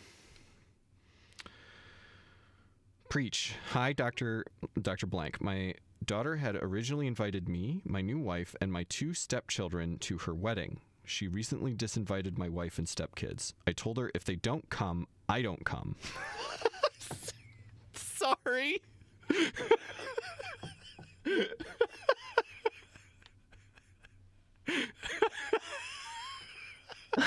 I'm going back to Hannibal's house.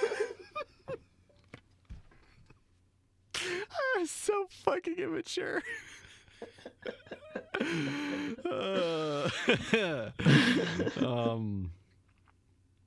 Do you think I made a mistake by this ultimatum?